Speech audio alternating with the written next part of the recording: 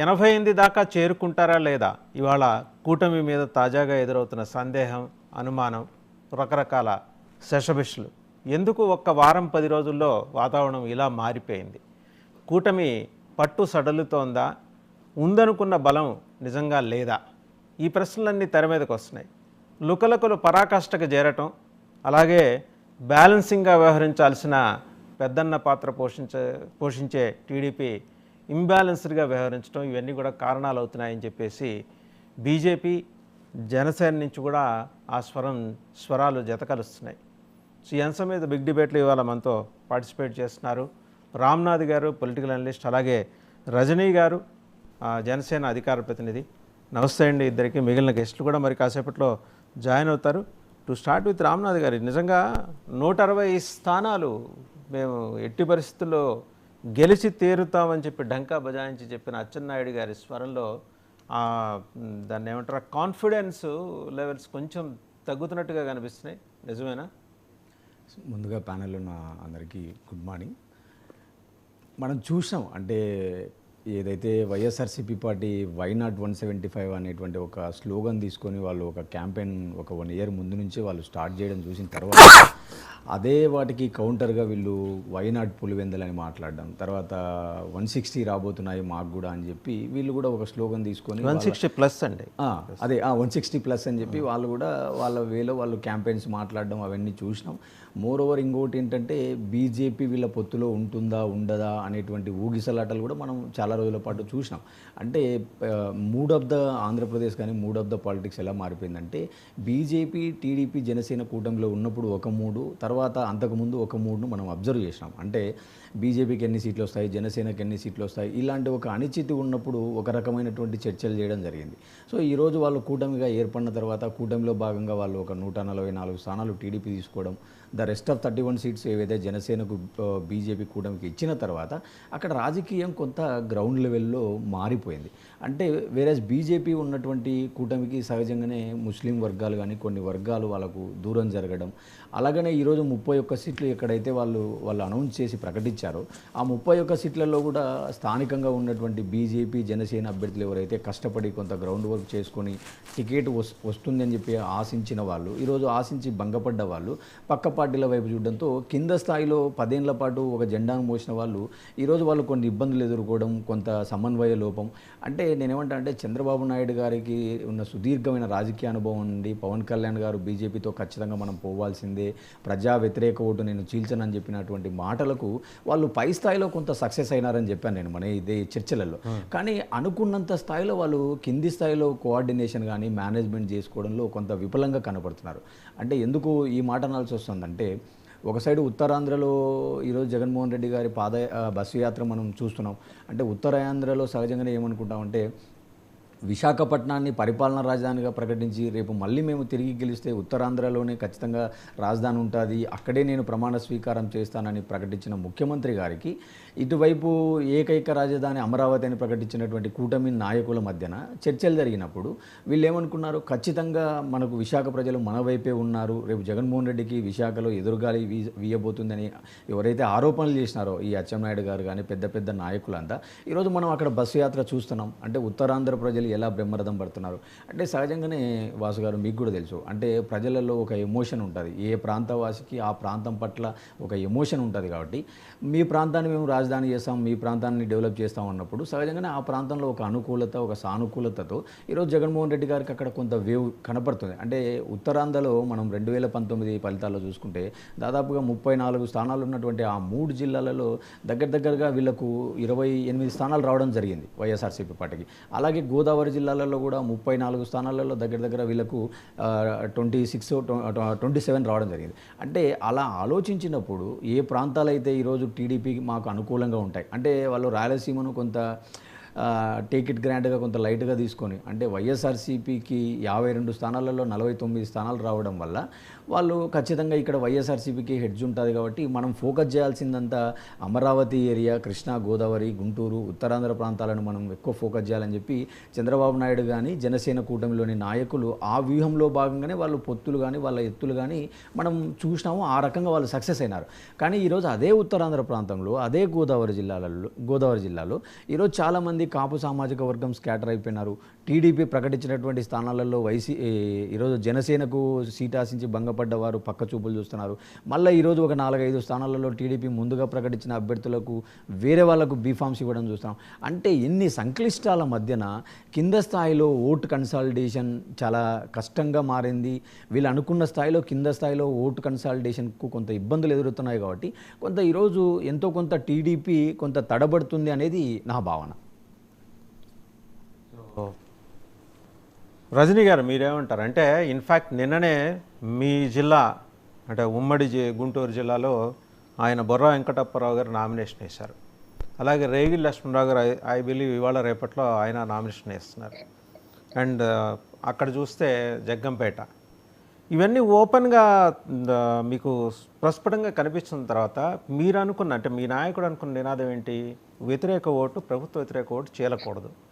తీరా మోసి చీలే పరిస్థితి మీరే కల్పిస్తున్నారంటే అదే మీ రెబల్ అభ్యర్థులే కల్పిస్తున్నారు అంటే ఎలా చూడాలి? అంటే ఒక స్ఫూర్తి మీరు ఏదైతే ఇంబైబ్ చేయగలిగారో కూటమి స్టార్ట్ చేసినప్పుడు దాన్ని నింపగలిగారో ఆ స్ఫూర్తికే ఇవాళ బీటలు బారుతున్న పరిస్థితి కనిపిస్తుంది.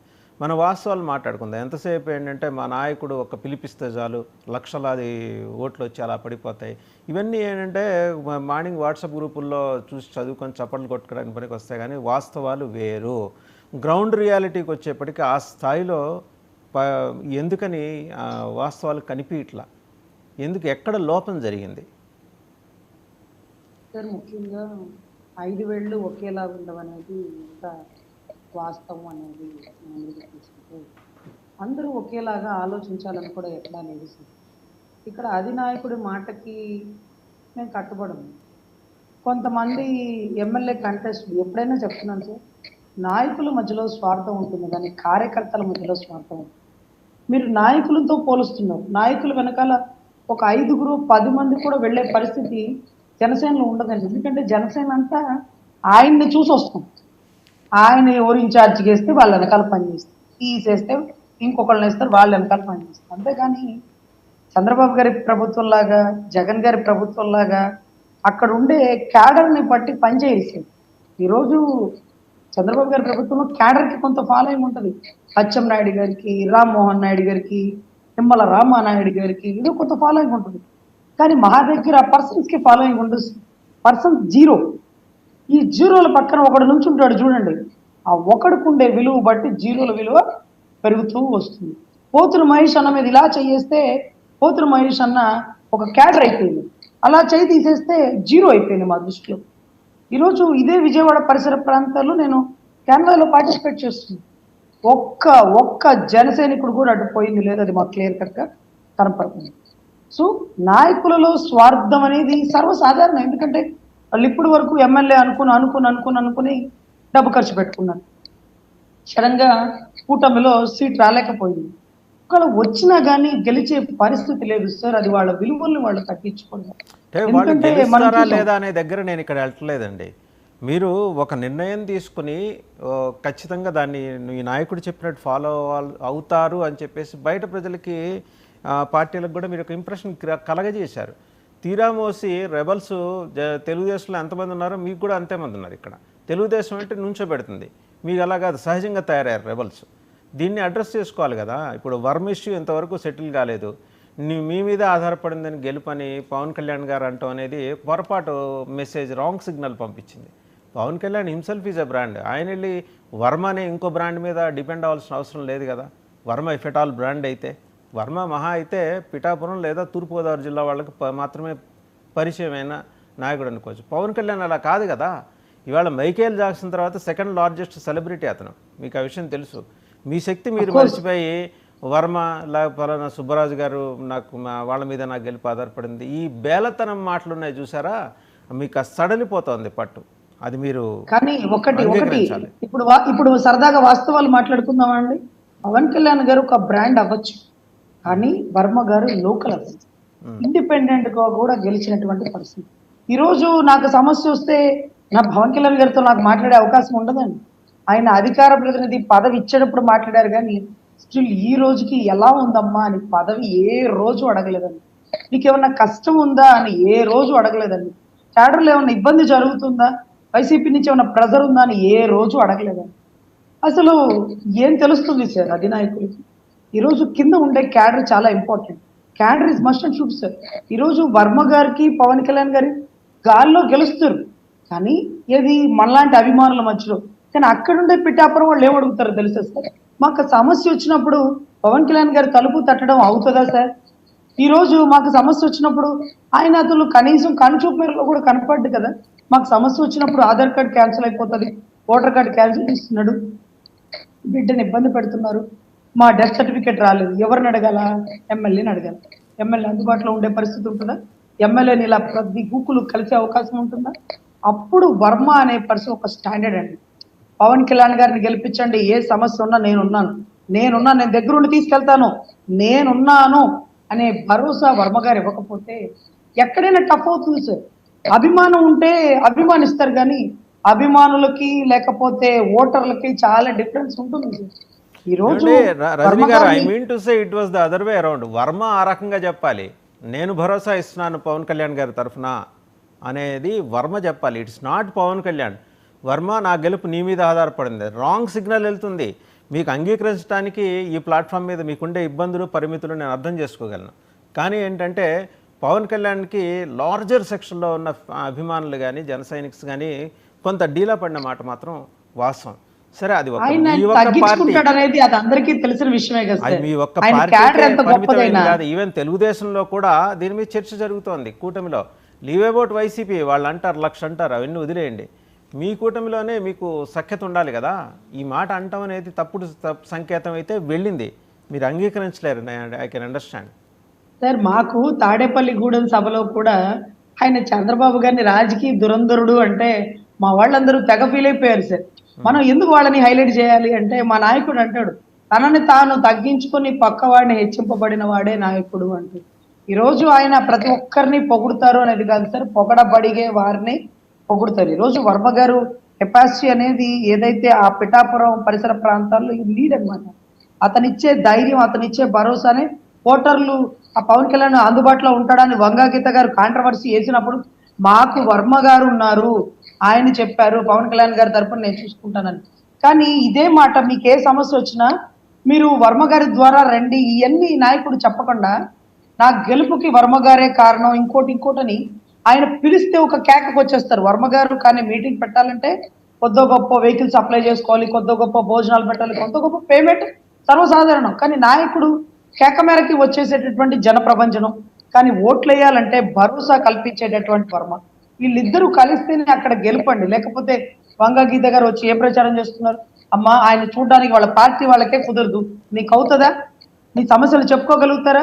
మీరు ఓట్లు వేసేస్తే ఇవాళ తీసుకుంటే రేపు షూటింగ్కి వెళ్ళిపోతాడు, మీ సమస్యలు ఏంటి అంటే అప్పుడు అవునమ్మా మాకు అవన్నీ తెలుసులే, మాకు వర్మ గారు ఉన్నారు, ఆయన భరోసా ఇచ్చారు, పవన్ కళ్యాణ్ గారు కూడా చెప్పారు నా గెలుపుకు వర్మ గారే కారణం అని, అటువంటి వర్మ గారు మాతో ఉన్నారు అంటూ వర్మ గారిని ఎప్పుడైతే హైట్ చేశారో ప్రజల దృష్టిలో కూడా ఆయన స్థాయి ఇంకా ఇంకా ఇంకా పెరుగుతూ ఏ సమస్య వచ్చినా మనకి వర్మ గారు ఉన్నారు, వర్మ గారు చెప్పిన మాట పవన్ కళ్యాణ్ గారు వింటారు అంటూ ఒక గొప్ప మెసేజ్ ని వాళ్ళిద్దరి మధ్య ఉండే సత్సంబంధాలని ఆయన ఎంత ప్రయారిటీ వర్మ గారికి ఇస్తున్నారు అనేది జనంలో తెలియజెప్పడం వల్ల వీళ్ళ మధ్య ఒక క్లారిటీ వచ్చేస్తుందండి.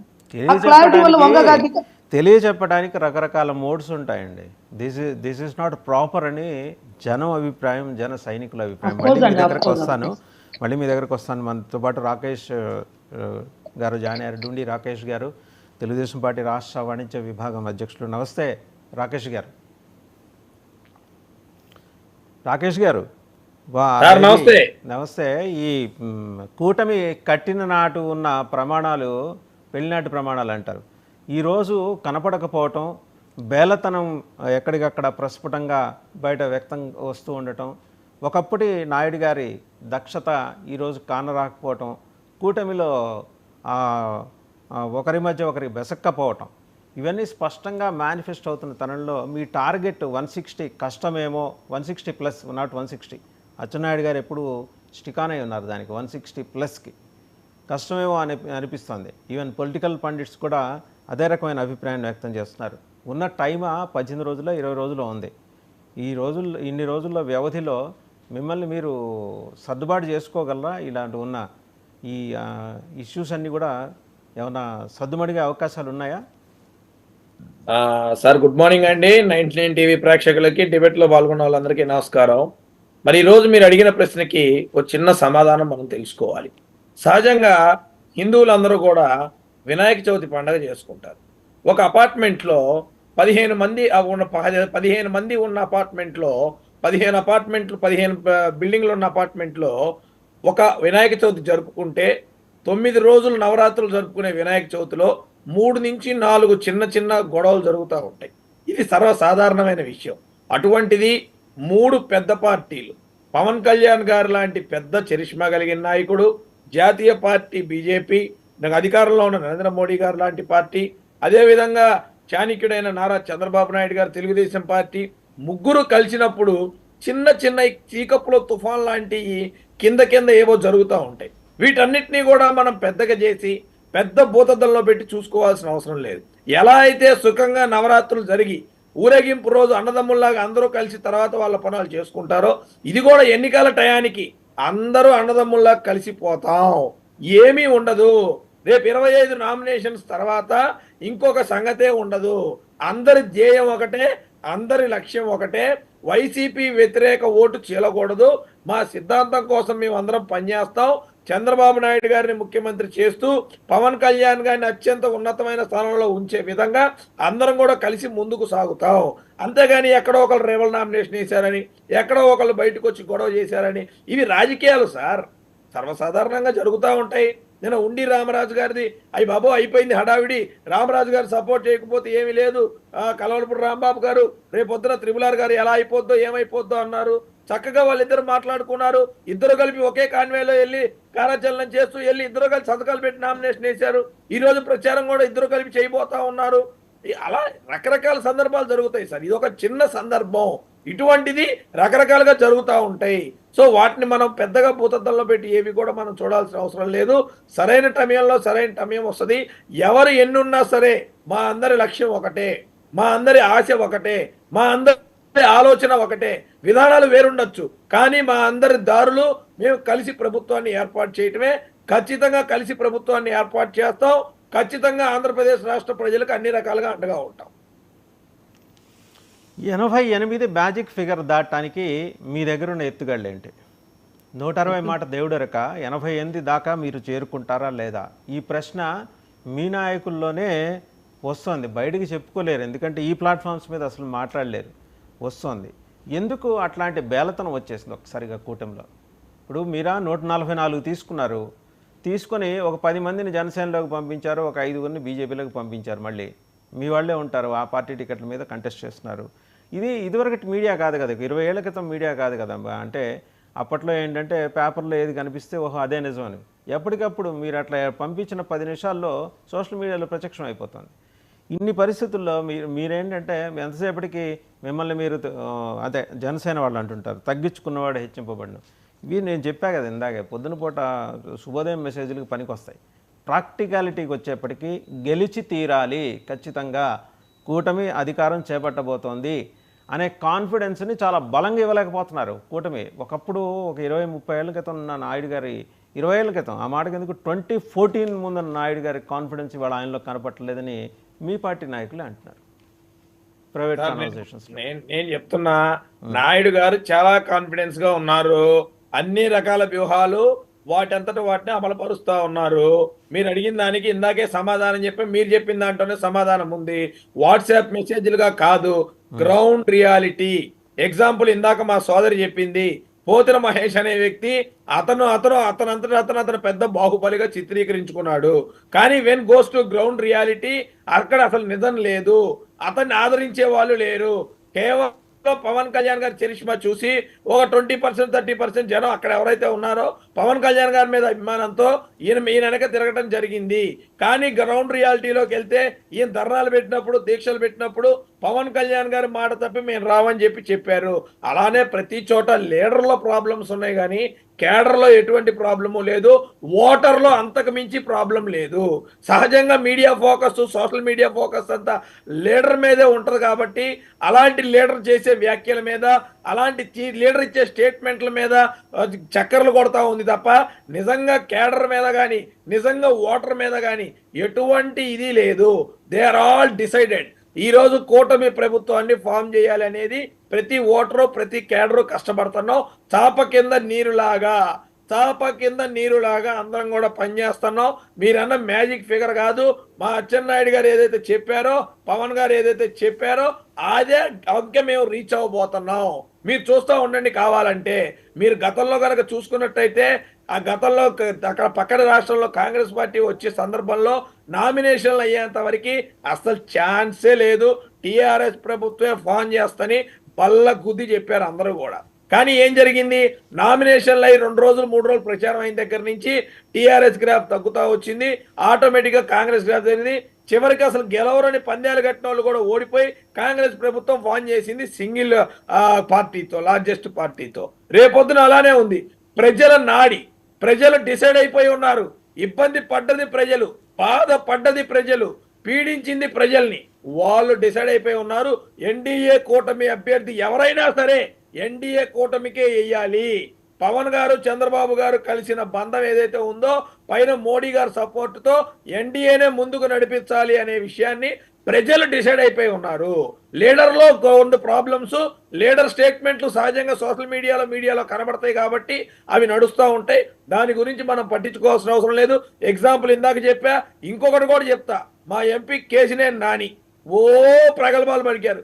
2 సార్లు నేను ఎంపీ గెలిచా, తెలుగుదేశం పార్టీని విజయవాడ పార్లమెంట్లో ఖాళీ చేస్తా అని చెప్పాడు. తిప్పి కొడితే 10 మందిని ఆయనతో తీసుకెళ్ళలేకపోయాడు. 10 మందిని అధికార పార్టీలోకి వెళ్ళి ఎంపీ సీట్ అయితే తెచ్చుకోగలిగాడు. కానీ ఇదే పార్లమెంటుకి సంబంధించి 10 మంది నాయకులను ఆయనతో ఎత్తకెళ్ళలేకపోయాడు. అది కేడర్ అంటే. అంతే పోతేనే మహేష్ 10 మందిని తీసుకెళ్ళలేకపోయాడు. అది కేడర్ అంటే. వాళ్ళు చెక్కు చెదరలేదు sir. Janasena, Telugu Desam party, BJP కూటమికి కేడరు, ఓటరు ఫిక్స్ అయిపోయారు. లీడర్ ఫిక్స్ అవ్వాలా. ఆ లీడర్ ఎవరైతే ఫిక్స్ అవ్వలేదో వాళ్ళ బాధ వాళ్ళు పడతారు. కానీ కేడరు, ఓటరు నిరంతరం పనిచేస్తానో తెలుగుదేశం పార్టీ ఎన్డీఏ కూటమి అధికారంలో రావడానికి పనిచేస్తాం.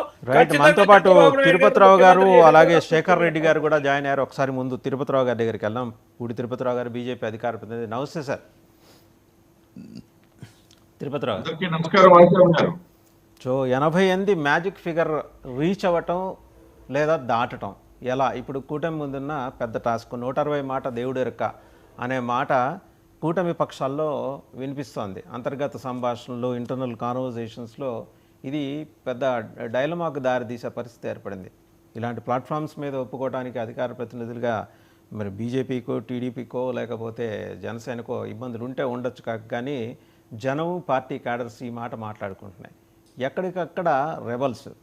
అలాగే నిన్న భారీ ఎత్తున ఆయన నామినేషన్ వేశాడు. అయితే అట్లాంటి వాళ్ళని పట్టించుకోక్కర్లేదు అనేది రజనీ గారి మాట. బుర్రా వెంకటప్పారావు గారు నామినేషన్ వేశారు. ఇవాళ రేపు మీ జిల్లాలో అతను రేగిడి లక్ష్మణరావు నామినేషన్ వేస్తున్నాడు. ఎటు దారి తీస్తుంది? ఎందుకంటే ఆ కాన్ఫిడెన్స్ ఎందుకు సన్నగిల్లుతున్నట్టు కనిపిస్తోంది?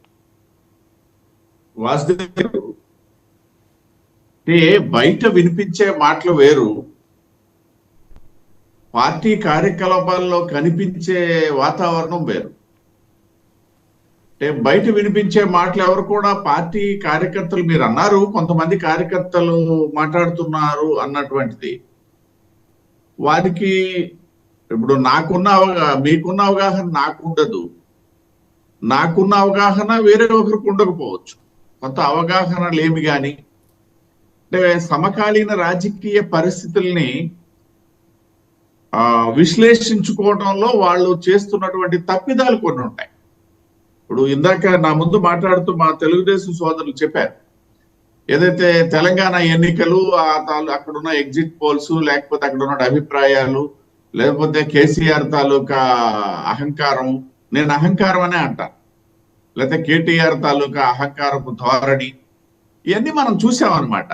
అట్లాంటివి ప్రతి రాజకీయ క్షేత్రంలో కాస్త ఎక్కువ తక్కువ కానీ అన్ని ప్రాంతాల్లో అన్ని ప్రదేశాల్లో ఒకలా ఉండకపోవచ్చు, కానీ ఆ వాతావరణం అయితే ఉంటుంది. కొంతమంది నిరాశావాదులు, ఉదాహరణకి మీరు చెప్పినటువంటి, అంటే మీరు మీ అబ్జర్వేషన్స్ రాంగ్ అని నేనేం కొట్టిపారేయట్లేదు, బట్ మీ దగ్గరికి చేరినటువంటి అబ్జర్వేషన్స్ ఏవైతే ఉన్నాయో మేబీ అసంతృప్తులు. ఇప్పుడు నేను పోటీ చేయాలనుకున్నటువంటి కృతనిశ్చయంతో ఉన్నాను. 2014 నుండి మీకు అందరికీ తెలిసిందే. ఇవాళ కూడా నాకు అవకాశం రాలేదు కాబట్టి అఫ్ కోర్స్ నా దగ్గర నుండి అటువంటివి ఏమీ రావు. నేను ఒక కమిటెడ్ కార్యకర్తగా పనిచేస్తాను తప్పిస్తే అవి రావు. బట్ నా ప్లేస్ లో వేరే వాళ్ళు ఉండేటప్పుడు నాకులాగే ఆలోచించాలన్నటువంటి అవసరం లేదు కదా. ఆ సందర్భంలో కొన్ని రావచ్చు. నిన్న మీకు ఫస్ట్ మీతోనే షేర్ చేసుకుంటున్నా. నిన్న ఒక ఎక్స్పీరియన్స్ మాకుంది. ఏదైతే మా చంద్రబాబు నాయుడు గారు, తెలుగుదేశం అధినేత, మా కూటమి ముఖ్యమంత్రి అభ్యర్థి చంద్రబాబు నాయుడు గారు శ్రీకాకుళం జిల్లా పర్యటనకి నిన్న రావడం జరిగింది. పాతపట్నం, ఆమ్దాల వలసలో 2 కార్యక్రమాలు రోడ్ షోల్లో వారు పాల్గొనడం జరిగింది. Night halt at Srikakulam party office. ఆ సందర్భంగా మేము, మా జిల్లా అధ్యక్షుడు, నేను, మా పూర్వ జిల్లా అధ్యక్షుడు, మేము ఒక బృందం చంద్రబాబు నాయుడు గారిని కలవటం జరిగింది. కలవటం సాధారణంగా మేము మిత్రపక్షాలం కాబట్టి ఖచ్చితంగా కలుస్తాము, ఏమన్నా షేర్ చేసుకుంటాము. ఆ సందర్భంగా మేము షేర్ చేసుకుంటూ కూడా ఏమీ లేదు, రాజకీయాల గురించి కూడా మాట్లాడలే. మా దగ్గర మా పూర్వ అధ్యక్షులైన, జిల్లా పూర్వ అధ్యక్షులైన నాయకుడు, అంటే వారి తండ్రి గారి నుండి భారతీయ జనతా పార్టీ స్వయం సేవక సంఘంలో ఉన్నటువంటి స్వయం సేవకు, ఆయన, మేము క్యాజువల్ గానే కలిసాం ఒక రకంగా. ఆయన ఏదైనా అడిగితే చెప్దాం అనుకుని ఈలోగా ఒక టాపిక్ రేజ్ అయ్యింది. ఏదైతే శ్రీకాకుళం జిల్లాకి సంబంధించి, వెనకబాటుతనానికి సంబంధించి ఉన్నటువంటి వనరులు సద్వినియోగంలో విఫలమైనటువంటి గత పాలకులు, ఈ కాంటెక్స్ట్ వచ్చేసరికి ఆయన సవివరంగా చెప్పారు. మీరు జూబ్లీ హిల్స్ డెవలప్ చేశారు, ఎందుకు పనికిమాలిన రాళ్ళు, లేకపోతే ఇంకో దగ్గర చేశారు, ఎందుకు పనికిమాలినటువంటి నేల. ఆయన అన్నారు, చంద్రబాబు నాయుడు గారు, నేను అనంతపురం జిల్లాను కూడా డెవలప్ చేశాను అని. కానీ అనంతపురం జిల్లా లాంటి వనరులు లేని చోట డెవలప్ చేశారు, అన్ని వనరులు ఉన్నటువంటి శ్రీకాకుళం జిల్లాని ఎవరు డెవలప్ చేయకపోయారు, ఇంక్లూడింగ్ యువర్ సెల్ఫ్ అని చెప్పేసి ఆయన చెప్పారు.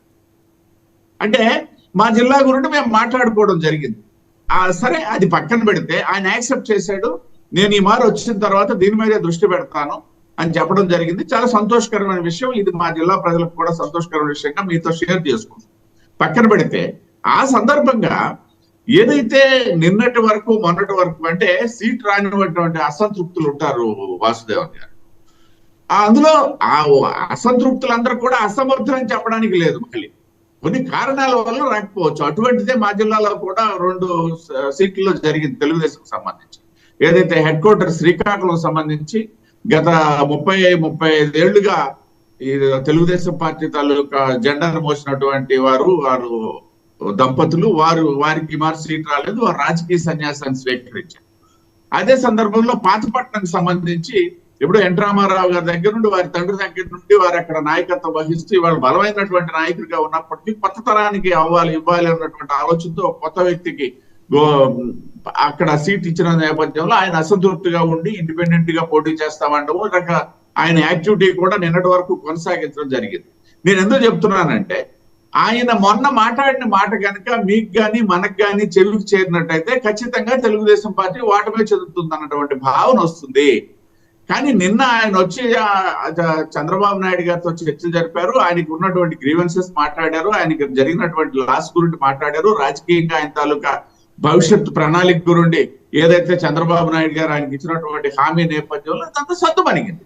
అంటే నేను ఎందుకు ఇవన్నీ చెప్పానంటే, మీకు తెలియదేమీ కాదు, ఈ సందర్భంలో అంటే రేపు నామినేషన్ల ప్రక్రియ పూర్తయ్యే వరకు కూడా ఇటువంటి సంఘటనలు సర్వసాధారణం. Not only in Telugu Desam, not only in Bharatiya Janata party, not only in Janasena, not only in YCP, ఏ పార్టీలోనైనా నామినేషన్ పర్వం వరకు ఆ స్థాయిలో ఉంటుంది. అది ఈ నేపథ్యంలో ఉన్న భావనే తప్పిస్తే ఖచ్చితంగా కూటమి అధికారంలోకి వస్తుంది. అది కూడా ఏదో 88-90 సీట్లు అనేది ఏం కాదు, 145+ సీట్స్ తోనే వస్తుంది అనేది విశ్లేషకుల తాలూకా విశ్వాసం కూడా వాసుదేవ్ గారు. రైట్, ఒకసారి శేఖర్ రెడ్డి గారి దగ్గరికి వెళ్దాం, వైసీపీ అధికార ప్రతినిధి.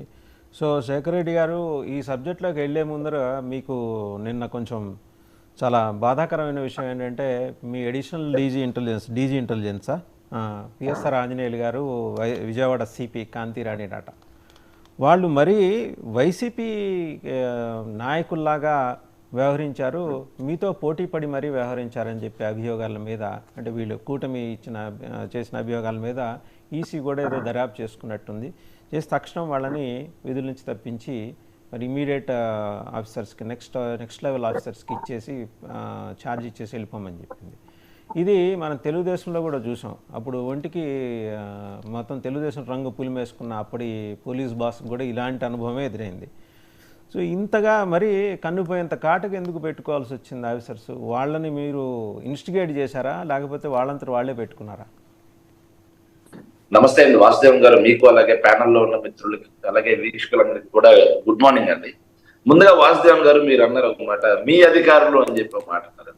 వాళ్ళు మా అధికారులు కాదండి, ప్రభుత్వ అధికారులు, దాన్ని గుర్తుపెట్టుకోండి. అంటే మనం అనుకున్నాం, ఇప్పుడు మరి వాళ్ళని పక్కనే తప్పిస్తారా అలా అనుకోవాల్సిన పరిస్థితి ఏర్పడింది కదా. ఖచ్చితంగా అండి. అసలు ఏం జరిగింది అనేది నిన్న మొత్తం మీద నేను మొన్న మొత్తం కూడా కంప్లీట్లీ న్యూస్ చూసేంత 5 minutes టైం గ్యాప్ కూడా లేదు నాకు, ఫుల్ షెడ్యూల్ విత్ సీఎం గారు. సో అందువల్ల నేను అసలు ఏం జరిగింది అనేది కూడా ఆ విషయం మీద నేను చూడలేదు. వాస్తవం చెప్పాలంటే ఏం జరిగిందని కూడా తెలియదు. మీరు అడుగుతున్నారు కాకపోతే నేను పొద్దున న్యూస్ పేపర్ కూడా చదవలేదు, రోజు చదివే అలవాటు ఉంది. నిన్న షెడ్యూల్ సీఎం గారితో చాలా బిజీగా. జగన్ భక్త ఐపీఎస్లపై వేటు, ఇది హెడ్లైన్. సార్ ఐపీఎస్లు కానీ ఐఏఎస్లు కానీ అధికారులు కానీ ఇప్పుడు వాళ్ళ ప్రభుత్వం ఉన్నప్పుడు మేము ఫిర్యాదు చేస్తాం. ఫిర్యాదు చేసినంత మాత్రాన్ని ఈసీ అనేది ఖచ్చితంగా వాళ్ళ వేటి పక్కన పెడుతుంది. మళ్ళీ గవర్నమెంట్స్ వచ్చిన తర్వాత వాళ్ళని అధికారంలోకి తీసుకుంటారు. ఇవన్నీ కూడా కామన్ గా జరిగే అంశాలే సార్, అన్ని రాష్ట్రాల్లో జరిగే అంశాలు. ఏదో తీసుకోలేదు కదా. వెంకటేశ్వరరావు గారిని 30 దెప్పులు పెట్టి 3 చెరువులు నీళ్లు తాగించారు పాప ఆయన్ని. ఆయన ఫోన్ ట్యాపింగ్ పరికరాల విషయంలో ఆయన దోషిగా ఉన్నారు కాబట్టి మేము ఖచ్చితంగా ఆయన మీద చర్యలు తీసుకున్నామండి. దాంట్లో తప్పే ఉంది. ఫోన్ ట్యాపింగ్ అభియోగాలు ఆయన మీద బలంగా ఉన్నాయి, మోపబడ్డాయి కాబట్టి ఆయన మీద మేము ఖచ్చితంగా ఆయన మీద మేము అభియోగాలు చేస్తాం. అభియోగాలు కాకుండా గవర్నమెంట్ అనేది వాళ్ళ మీద చర్యలు కూడా తీసుకుంటాం. ఇక మా మిత్రుడు, ఆయన తెలుగుదేశం మిత్రుడు పేరేం పేరండి? రాకేష్ గారు, డూండి రాకేష్ గారు. ఎస్, రాకేష్ గారు మాట్లాడుతుంటే నాకు నిజంగా విన్నా అనమాట. రాకేష్ గారు మొత్తం మారిపోయింది, ప్రజల్ని పీక్కు తిన్నారు అని చెప్పి మాట్లాడుతున్నారు. రాకేష్ గారు ప్రజల్ని పీక్కు తింది ఎవరో 2014 నుంచి 19 వరకు తెలుసు కాబట్టి 23 నుంచి కూర్చోబెట్టారండి. ఊరికే సమయం దొరికింది, మీడియా ముందు మనం మాట్లాడుతున్నాం కదా అని చెప్పేసి ఏమో అసంబద్ధమైన ఆరోపణలు, బేస్లెస్ ఆరోపణలు చేస్తా ఉంటే ప్రజలు నమ్మే పరిస్థితి లేదు. ప్రజలను ఎవరు పీక్కుతున్నారా? రైతులను పీక్కుతుంది మీరు, రుణమాఫీ చేస్తాను చేయకుండా. చేనేత వాళ్ళని రుణమాఫీ చేస్తాను చేయకుండా పీక్కుతుంది మీరు. డ్వాక్రా రుణాలకు మాఫీ చేస్తాను చేయకుండా పీక్కుతుంది మీరు. ఇంటికి ఒక ఉద్యోగం అని చెప్పేసి కేవలం 34,000 ఉద్యోగాలు వచ్చి యువతని రోడ్డు పాలు చేసింది మీరే. ఇంకా చెప్పుకుంటా పోవాలి నేను చంద్రబాబు నాయుడు గారి విషయాల్లో. ఈ 5 ఏళ్ళలో మీరేం చేశారో చెప్పి మీరేం కావాలో చెప్పండి.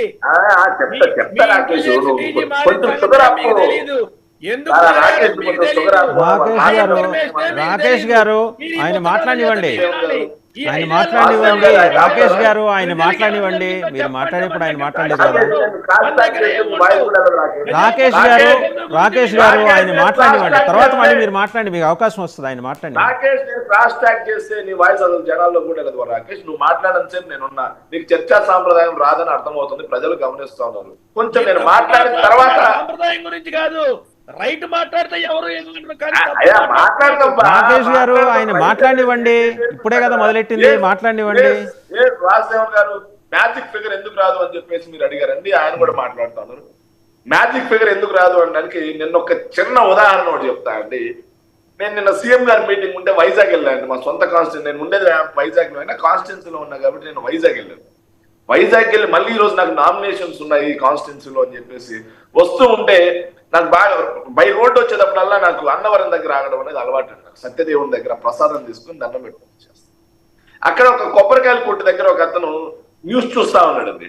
న్యూస్ చూస్తూ వీడు గెలవడండి అన్నాడు. ఎవరండి గెలవడు? నిజం అండి, ఇది సత్యదేవుని సాక్షి. వీడు గెలవడండి. ఎవరండి గెలవడు? పవన్ కళ్యాణ్ గారు అండి. ఏమయ్యా ఎందుకు గెలవడయా అన్నాడు. ఎస్ గెలవడయా, ఖచ్చితంగా ఈసారి దారుణంగా ఓడిపోతాడు. నేను సరే మంచి మాట అది, పవన్ కళ్యాణ్ గారు గెలవకపోతే అని చెప్పేసి నేను షేక్ హ్యాండ్ ఇచ్చాను. షేక్ హ్యాండ్ ఇచ్చేటప్పుడు అతను మొబైల్ చూపించాడు. స్క్రీన్ పేపర్ మీద ఎవరున్నారు తెలుసా సార్? వర్మ గారు ఉన్నారండి. పిఠాపురం తెలుగుదేశం పార్టీ నాయకులైనటువంటి వర్మ గారు ఆయన స్క్రీన్ వాల్ పేపర్ మీద ఉన్నారండి. ఏంటండి అంటే ఆయన చెప్పిన మాట ఏంటో తెలుసా? ఈ పవన్ కళ్యాణ్ ఇక్కడ మేము గెలిపిస్తే ఈ కాన్స్టిట్యున్సీ ఆయన అయిపోద్ది సార్, కాన్స్టిట్యున్సీ అయిపోద్ది. మరి వర్మ గారి పరిస్థితి ఏంది?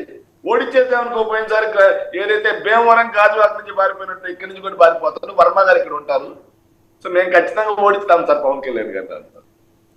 ఇలాంటి పరిస్థితులు రాష్ట్రంలో చాలా చోట్ల ఉన్నాయి. ఇంకో విషయం, మేము ఎందుకు మ్యాజిక్ ఫిగర్ తీసుకుంటామని చెప్పి మాట్లాడుతున్నారు సార్. మేము ఓపెన్ గా చెప్తున్నాం, రైతులకు మేము 50,000 రూపాయలు ఇస్తామని చెప్పాం. రైతు భరోసా మ్యాజిక్ ఫిగర్ మీరు టచ్ చేస్తారా? మీరు చెప్పే 175 పక్కన పెట్టండి, మీరు టచ్ చేస్తారా? మీకు నమ్మకం దమ్ము రెండు ఉన్నాయా? వాసుదేవన్ గారు మ్యాజిక్ ఫిగరా లేకపోతే ఏంటి అనేది ఒక చిన్న అనాలిసిస్ లో నేను చెప్తానండి. మేము రైతులకి 50,000 ఇస్తామని చెప్పామండి, కానీ మేము ఇచ్చింది 67,500 రూపాయలు రైతు భరోసా కదా. చంద్రబాబు నాయుడు రుణమాఫీ చేయలేదు, కానీ మేము చెప్పి చేసాం. మరి రైతులు ఎవరి పక్షాన్ని నిలబడాలి? డ్వాక్రా మహిళలకు రుణమాఫీ చేస్తా అని ఆయన చేసింది గుండు 0, మేము చేసింది 25,500 కోట్ల రూపాయలు. ఎవరి పక్కన నిలబడాలి? ఇంటికి ఒక ఉద్యోగం అని చెప్పి చంద్రబాబు నాయుడు ఇచ్చిన గవర్నమెంట్ ఉద్యోగాలు 34,700 5 సంవత్సరాలు. మాకు 2.5 సంవత్సరం కరోనాతో పైన 67,000 కోట్ల రూపాయలు రాష్ట్రానికి రావాల్సినటువంటి నిధులు ఆగిపోయినా సరే కరోనా వల్ల మేము ఇచ్చింది 2,30,000 ప్రభుత్వ ఉద్యోగాలు. మరి యువత ఎవరి పక్కన నిలబడాలండి? చంద్రబాబు నాయుడు గారి ప్రభుత్వ హయాంలో పెట్టుబడులు గ్రౌండ్ అయింది యాక్చువల్ ఇన్వెస్ట్మెంట్స్ 32,800 కోట్ల రూపాయలు. కానీ మా ప్రభుత్వ హయాంలో 1,103 కోట్ల రూపాయలు పెట్టుబడులు. మరి పరిశ్రమలు ఎవరి ప్రభుత్వ హయాంలో వచ్చాయండి? చంద్రబాబు నాయుడు గారు పేదలని నేను ధనవంతులుగా మార్చేస్తా అని చెప్పేసి 2014 మేనిఫెస్టోలో ఉంది, ఇప్పుడు మేనిఫెస్టోలో ఉంది. చంద్రబాబు నాయుడు గారి ప్రభుత్వ హయాంలో బిలో పావర్టీ లైన్ పేదలు ఇంకా పెరిగారు. కానీ మా ప్రభుత్వ హయాంలో 12% నుంచి 4% పేదరికాన్ని తగ్గించి మేము 40 లక్షల మందిని బిలో పావర్టీ లైన్ నుంచి పైకి. మరి వాళ్ళందరూ ఎవరి పక్కన నిలబడాలి?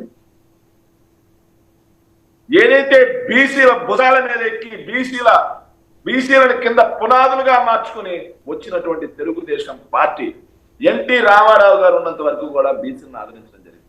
కానీ ఎన్టీ రామారావు గారిని వెన్నుపోటు పొడిచి తన పార్టీ లాక్కున్న తర్వాత చంద్రబాబు నాయుడు గారు అదే బీసీలను కాళ్ళ కింద తొక్కి వాళ్ళ కలేబరాల మీద కార్పొరేట్ల కోట కట్టించాడండి. కానీ బీసీలకు మేమేం చేశాం?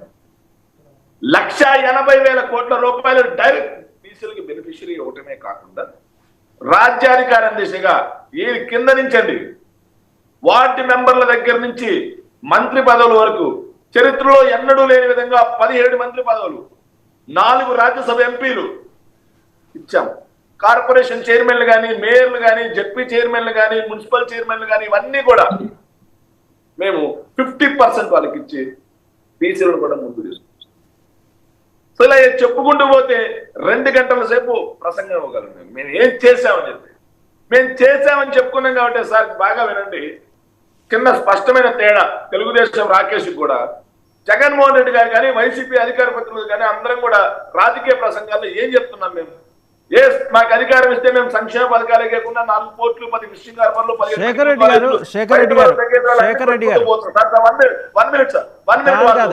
మీరే మాట్లాడండి. మీకు ప్రశ్న. ఇందాక తిరుపతిరావు గారు మాట్లాడుతూ నిన్న రాత్రి చంద్రబాబు నాయుడు గారు శ్రీకాకుళంలో బస్ చేసినప్పుడు వారు వెళ్ళి కలిశారని చెప్పారు. అంత శాంతం విన్నారు. అట్లీస్ట్ అంటే ఆయన చంద్రబాబు నాయుడు రియాక్ట్ అయిన విధానం అదంతా చెప్పుకుంటూ వచ్చారు. మీ నాయకుడి దగ్గర ఆ పారదర్శకత, ఆ వినే తత్వం ఉన్నాయండి? సార్ నేను చెప్తాను. అంటే మీరు చుట్టూ ఉన్న ఆ 4 కోటరీ కాకుండా ఇలా ఇప్పుడు ఆయన బయట నుంచి వెళ్ళారు, బీజేపీ నాయకులుగా వెళ్ళారు అంటే వేరే పార్టీ నాయకులు అక్కర్లా, అట్లీస్ట్ మీ కార్యకర్తలతో ఆయన మాట్లాడటం, అంటే బస్సు యాత్రలో వెళ్తూ పలకరించటం, చెయ్యి ఊపటం కాకుండా విడిగా అలా కూర్చోబెట్టుకుని మాట్లాడే తత్వం ఉందా? చంద్రబాబు నాయుడు నాయకుడిగా ఎటువంటి వాడైనా సరే కొంత డెమోక్రటిక్గా ఉంటారు. మిగిలిన అంటే నేను ఆ రాజనీతి గురించి నేను మాట్లాడట్లా. It is the way he uses to mingle with the people నేను చెప్తున్నా. అది మీ నాయకుడికి సాధ్యపడుతుందా అని అడుగుతున్నాను. సార్ నేను ఒక సామాన్య దిగువ మధ్య తరగతి సగటు కార్యకర్తని. నేను బస్సు యాత్రలో సీఎం గారిని 5 సార్లు కలిసాను. నిన్న కూడా కలిసి వచ్చానండి టెంట్లో. ఎందుకు సాధ్యపడలేదు మీరెలా అంటారు? మా పార్టీలో అఫీషియల్ స్పోక్స్ పర్సన్ అండి. మీరు సామాన్య కార్యకర్త ఎట్లా అవుతారు? మీరు అఫీషియల్ స్పోక్స్ పర్సన్. నేను అఫీషియల్ స్పోక్ పర్సన్ అయినా సగటు కార్యకర్తనే అండి. సగటు కార్యకర్తనే నేను వెళ్ళి కలిసి వచ్చాను. నిన్న దాదాపుగా నిన్న పొద్దున విశాఖపట్నం మధురవాడ దగ్గర మార్నింగ్ సీఎం క్యాంప్ దగ్గర 500 మంది పార్టీ కార్యకర్తలు నిన్న మార్నింగ్ సీఎం గారికి కలిసారు. 500 మంది అండి 1 to 1 కలిశారు. కలవట్లేదని మీరు ఎలా అంటారు? సో నేను ఇంకో మాట చెప్తున్నా, అండి, మీరు మధ్యలో బ్రేక్ చేశారు. రాకేష్ గారు బాగా గమనించండి, జగన్మోహన్ రెడ్డి గారు కానీ మా పార్టీ కార్యకర్తలు కానీ అందరం కూడా మేము 5 సంవత్సరాలు మాకు అధికారం ఇస్తే మేము ఇవి చేశాం, మళ్ళీ అధికారం ఇస్తే ఫలానావి చేస్తాం, మీకు మంచి జరుగుంటే మాకు ఓటు వేయండి అని చెప్పి మేము అడుగుతున్నాం. వాస్తవం కాదా వాసుదేవన్ గారు? కానీ వాళ్ళు ఏం చెప్తున్నారంటే అధికారంలోకి వస్తే వైసీపీ వాళ్ళని తంతాం, వైసీపీ వాళ్ళ బట్టలు ఓడిస్తాం, వైసీపీ వాళ్ళని రోడ్ల మీద పొర్లిస్తాం, వైసీపీ వాళ్ళని మోకాళ్ళ మీద కూర్చోబెడతాం. మీరు అన్నారుగా బంగాళాఖాతంలోకి విసిరేస్తామని. వినండి సార్, ఇవి రెండు తెలుస్తున్నాయి లేదా? వాళ్ళ తోకలు కత్తరిస్తాం, తెలుస్తున్నాయి లేదా తేడా? ప్రజలు గమనించాలనుకుంటున్నారా? స్పష్టమైన తేడా. ఇంకోటి తిరుపతిరావు గారు మాట్లాడుతూ, తిరుపతిరావు గారికి ఒక చిన్న విజ్ఞప్తి చేయాలనుకుంటున్నాను. ఏది మా శ్రీకాకుళం డిస్టిక్ ని అసలు చరిత్రలో ఎవరు పట్టించుకోలేదు, చంద్రబాబు నాయుడు గారిని అడిగితే ఆయన నెక్స్ట్ ఈ టర్మ్ చూస్తామండి. తిరుపతిరావు గారు, చంద్రబాబు నాయుడు గారు 14 సంవత్సరాలు ముఖ్యమంత్రి అండి. శ్రీకాకుళం జిల్లా, మీ జిల్లాకి ఏం చేశారు సార్? జగన్మోహన్ రెడ్డి గారు 5 సంవత్సరాలండి.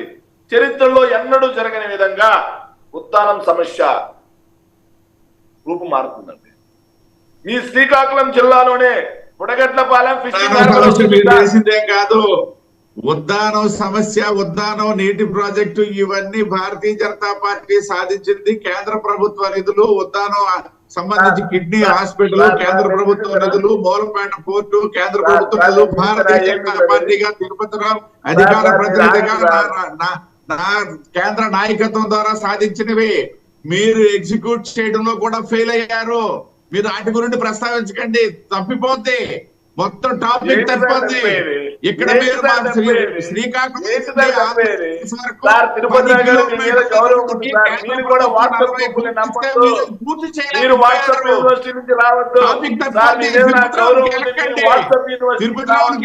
మీరు జిల్లాకు మీరు చేసిన అభివృద్ధి ఏమీ లేదు. కేంద్ర ప్రభుత్వం ఇచ్చిన నిధుల్ని ఇక్కడ మీరు రోడ్ వేసుకోలేకపోయారు. మీరు అనుకుంటున్నారు ఉద్దానం కిడ్నీ హాస్పిటల్ ఇచ్చిన 100% నిధులు సెంట్రల్ గవర్నమెంట్, మీరు రంగులు వేసారు తప్పితే అక్కడ ఏమి చేయలేకపోయారు. ఇదంతా భారతీయ జనతా పార్టీ కార్యకర్తలుగా కేంద్ర ప్రభుత్వంతో అనుసంధానంతో సాధించినవి. మీరు ఆగండి సార్, 45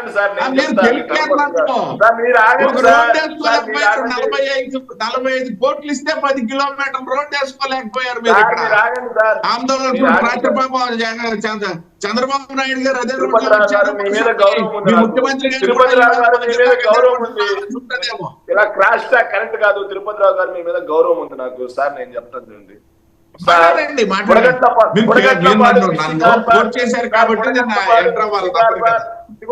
సార్ బుడగట్లపాడు ఫిషింగ్ హార్బర్ ఇది కూడా కేంద్ర ప్రభుత్వం వాటేనా సార్? 100% కేంద్ర ప్రభుత్వ ఫండింగ్. బుడగట్లపాలెం మూలపేట చెక్ చేసుకోండి. మీరు ఏ పథకం కింద ఇచ్చారు సార్? ఏ పథకం సంబంధించి బుడగట్లపాలెం కేంద్ర మంత్రి ఓపెన్ చేశాడండి, అది కేంద్ర మంత్రి ఓపెన్ చేశాడు, మీరు చెక్ చేసుకోండి. కేంద్ర ఫిషింగ్ మంత్రి పురుషోత్తమ లోకల్ ఎమ్మెల్యే నేను పక్కనే కూర్చున్నాను, మీరు చెక్ చేసుకోండి. లేదా ఉద్దానం మంచినీటి పథకం నిధులు అది గత చంద్రబాబు నాయుడు గారి ప్రభుత్వంలో భారతీయ జనతా పార్టీ సాధించినటువంటి చెక్ చేసుకోండి.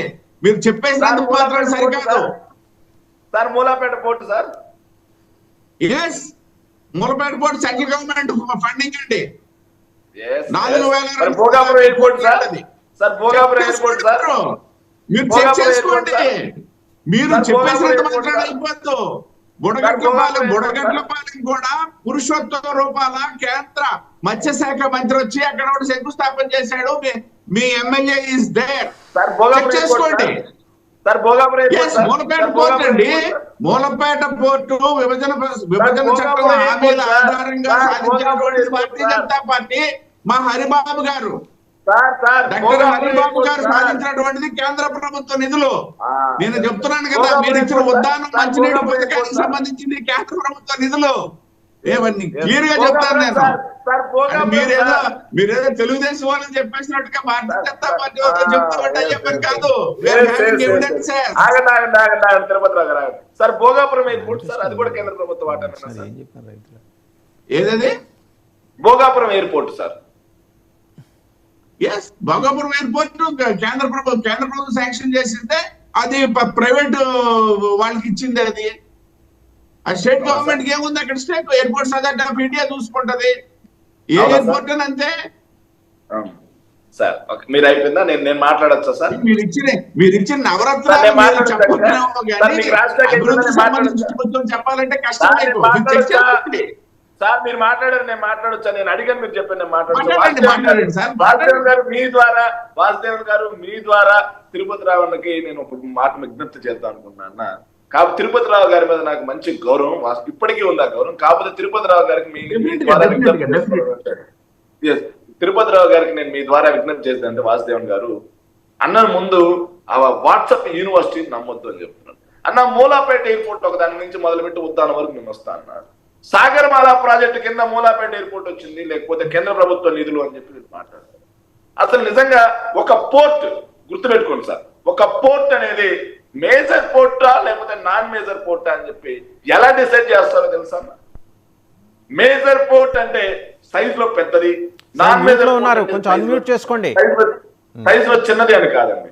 మేజర్ పోర్ట్ అంటే కేంద్ర ప్రభుత్వ వాటా ఉన్నట్లు లెక్క. నాన్ మేజర్ పోర్ట్ అంటే పూర్తిగా ఆ రాష్ట్ర ప్రభుత్వం మ్యారిటైమ్ బోర్డు నిధులతోటి నిర్మించేటువంటి దాన్నే నాన్ మేజర్ పోర్ట్ అంటారు.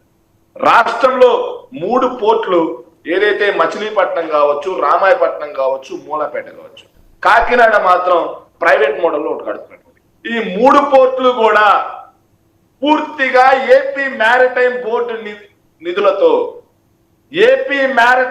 నిధులతో కేంద్ర ప్రభుత్వ వాటా గుండుస్తున్నా. వాటికి నాన్ మేజర్ పోర్ట్స్ అని పేరు.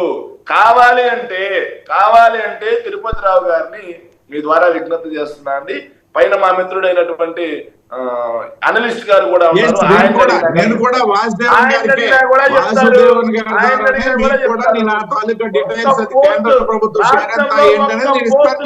కేంద్ర ప్రభుత్వం ఇచ్చిన నిధి గుండుస్తున్నా సార్, గుండుస్తున్నా. మీరు ఏదైతే మీరు తెలుగుదేశం పార్టీ ప్రభుత్వ నిధులతోనే స్టార్ట్ అయినటువంటి మూలపేట పోర్టు మీరు ఇచ్చిన దానికి ఏమీ లేవు అక్కడ. మీరు ఇచ్చినటువంటివి ఏమీ లేదు. యూఆర్ ఎగ్జిక్యూటింగ్, మీరు ఎగ్జిక్యూట్ చేస్తున్నారు తప్పిస్తే రాష్ట్ర ప్రభుత్వం తాలూకా నిధుల ఏమీ లేదు. కేంద్ర ప్రభుత్వమే. దానికి సంబంధించి సెంట్రల్ లేబర్ బోర్డు చైర్మన్ కూడా మా మనిషి ఇక్కడ ఇంతకుముందు మాతో పనిచేసిన వ్యక్తి అక్కడికి వచ్చి చెక్ చేయడం కూడా జరిగింది. మీరు చెక్ చేసుకోండి, మీరు చెక్ చేసుకోండి. చెప్తున్నాను చెక్ చేసుకోమని చెప్పి మీరు చెప్పుకుంటే సరికాదు. జనాల దగ్గర ఎందుకండి నవ్వుల పాలు ఎందుకు అవుతారు సార్? ఎందుకు గౌరవం పోగొట్టుకుంటారు? ఒక్క పోర్టులో కూడా లేదు కేంద్ర ప్రభుత్వ వాటా మీది. నేను ఎక్కడైనా సరే మాట్లాడాం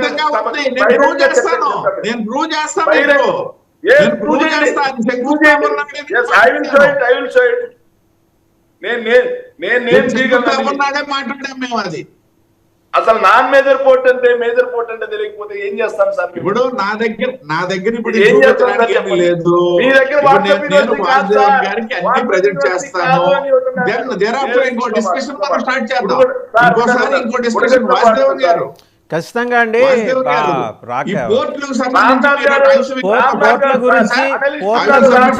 పోర్ట్ల గురించి మళ్ళీ మాట్లాడదాం. పోర్ట్ల గురించి, ఎయిర్పోర్ట్ల గురించి రాష్ట్రంలో కడుతున్నాయి నాన్ మేజర్ పోర్ట్సా మేజర్ పోర్ట్సా? పోర్ట్ల గురించి, ఎయిర్పోర్ట్ల గురించి మళ్ళీ మాట్లాడదాం. పోర్ట్ల గురించి, ఎయిర్పోర్ట్ల గురించి మళ్ళీ మాట్లాడదాం. మా శేఖర్ రెడ్డి గారు పోర్ట్ల గురించి, ఎయిర్పోర్ట్ల గురించి మళ్ళీ మాట్లాడదాం. మనం మళ్ళీ మీ దగ్గర సబ్జెక్ట్ చూసుకోండి సార్. మళ్ళీ మీ దగ్గరకు వస్తా. ఒక మాట రామ్నాథ్ గారి దగ్గర. రామ్నాథ్ గారు, సరే, మనం coming to the subject. 88 magic figure ఎవరు దాటే అవకాశం ఉంది? అదే నేను ఇందాక చెప్పాను, ప్యానెల్లో చాలామంది జాయిన్ కాకముందే నా వ్యూస్ చెప్పడం జరిగింది. అంటే గతంలో ఏదైతే వైఎస్ఆర్సీపీ పార్టీకి 2019 ఎన్నికల్లో 151 స్థానాలు రావడం జరిగింది. అంటే అన్ని ప్రాంతాలలో కూడా వాళ్ళ యొక్క ఆధిక్యత మనకు కనపడింది. అంటే రాయలసీమలో 52లో 49 స్థానాలు రావడమే కాకుండా ఉత్తరాంధ్రలో ఉన్నటువంటి 34 స్థానాలలో వాళ్ళకి 29 రావడం, తర్వాత గోదావరి జిల్లాలలో ఉన్నటువంటి 34లో వాళ్ళకి 27 రావడం, తర్వాత కృష్ణా గుంటూరు జిల్లాలో దాదాపుగా 33 స్థానాలలో వాళ్ళకి 29 రావడం, తర్వాత ప్రకాశం నెల్లూరులో 10కి 10 రావడం, ప్రకాశంలో ఒక 8 స్థానాలు రావడం. ఇలా మనం చూసుకున్నప్పుడు వాళ్ళ ఆధిక్యత మనకు స్పష్టంగా కనపడింది. ఈరోజు ప్రభుత్వాలు వాళ్ళ 5 సంవత్సరాలు వీళ్ళ 5 సంవత్సరాలు పరిపాలించిన తర్వాత ఎవరి అజెండాతో వాళ్ళు ముందుకు పోతున్నారు. ఒకరు వైనాట్ 175 అంటున్నారు, ఒకరు 160+ అంటున్నారు. సో ఈరోజు మీరు ఒక చర్చ తీసుకొచ్చినారు అంటే ఖచ్చితంగా ఎవరైతే మ్యాజిక్ నెంబర్ కావాలో వాళ్ళకు రీచ్ అయ్యేటువంటి అవకాశాలు ఉన్నాయని నేనేమంటానంటే, నా ఇన్సైట్స్ ప్రకారం మనకున్నటువంటి సమాచారం ప్రకారం ఖచ్చితంగా ఈరోజు జనసేన ఏదైతే టీడీపీ బీజేపీ ఏదైతే కూటమి లక్ష్యంగా వాళ్ళు ప్రజా వ్యతిరేక ఓటు చీల్చకూడదు అనుకున్నారో, సో దానికి అనుగుణంగా వాళ్ళు అనుకున్న కూటమి కట్టారు, జట్టు కట్టారు, వాళ్ళ వ్యూహాలు ముందుకు పోతున్నాయి. కానీ నేను ఏమంటా అంటే ఇంకా ఎన్నికలు ఒక 10-20 రోజుల ఎన్నికలు సమీపిస్తున్న తరుణంలో సహజంగా ఇందాక చాలామంది పెద్దలు మాట్లాడినారు. అంటే టీడీపీ వాళ్ళు కానీ జనసేన వాళ్ళు కానీ మాట్లాడినటువంటి ఇన్పుట్స్ ఆధారంగా నేను ఏమంటున్నా అంటే, వాళ్ళు ఒక మాట చెప్పడం జరిగింది, ఇద్దరు కూడా కామన్ పాయింట్ చెప్పడం జరిగింది. అంటే కార్యకర్తలు అనేటువంటి వాళ్ళు ఎప్పుడు కూడా పార్టీతో అలైన్ అయి ఉంటారు, నాయకులు పోయినంత మాత్రాన మాకు ఏం కాదంటున్నారు.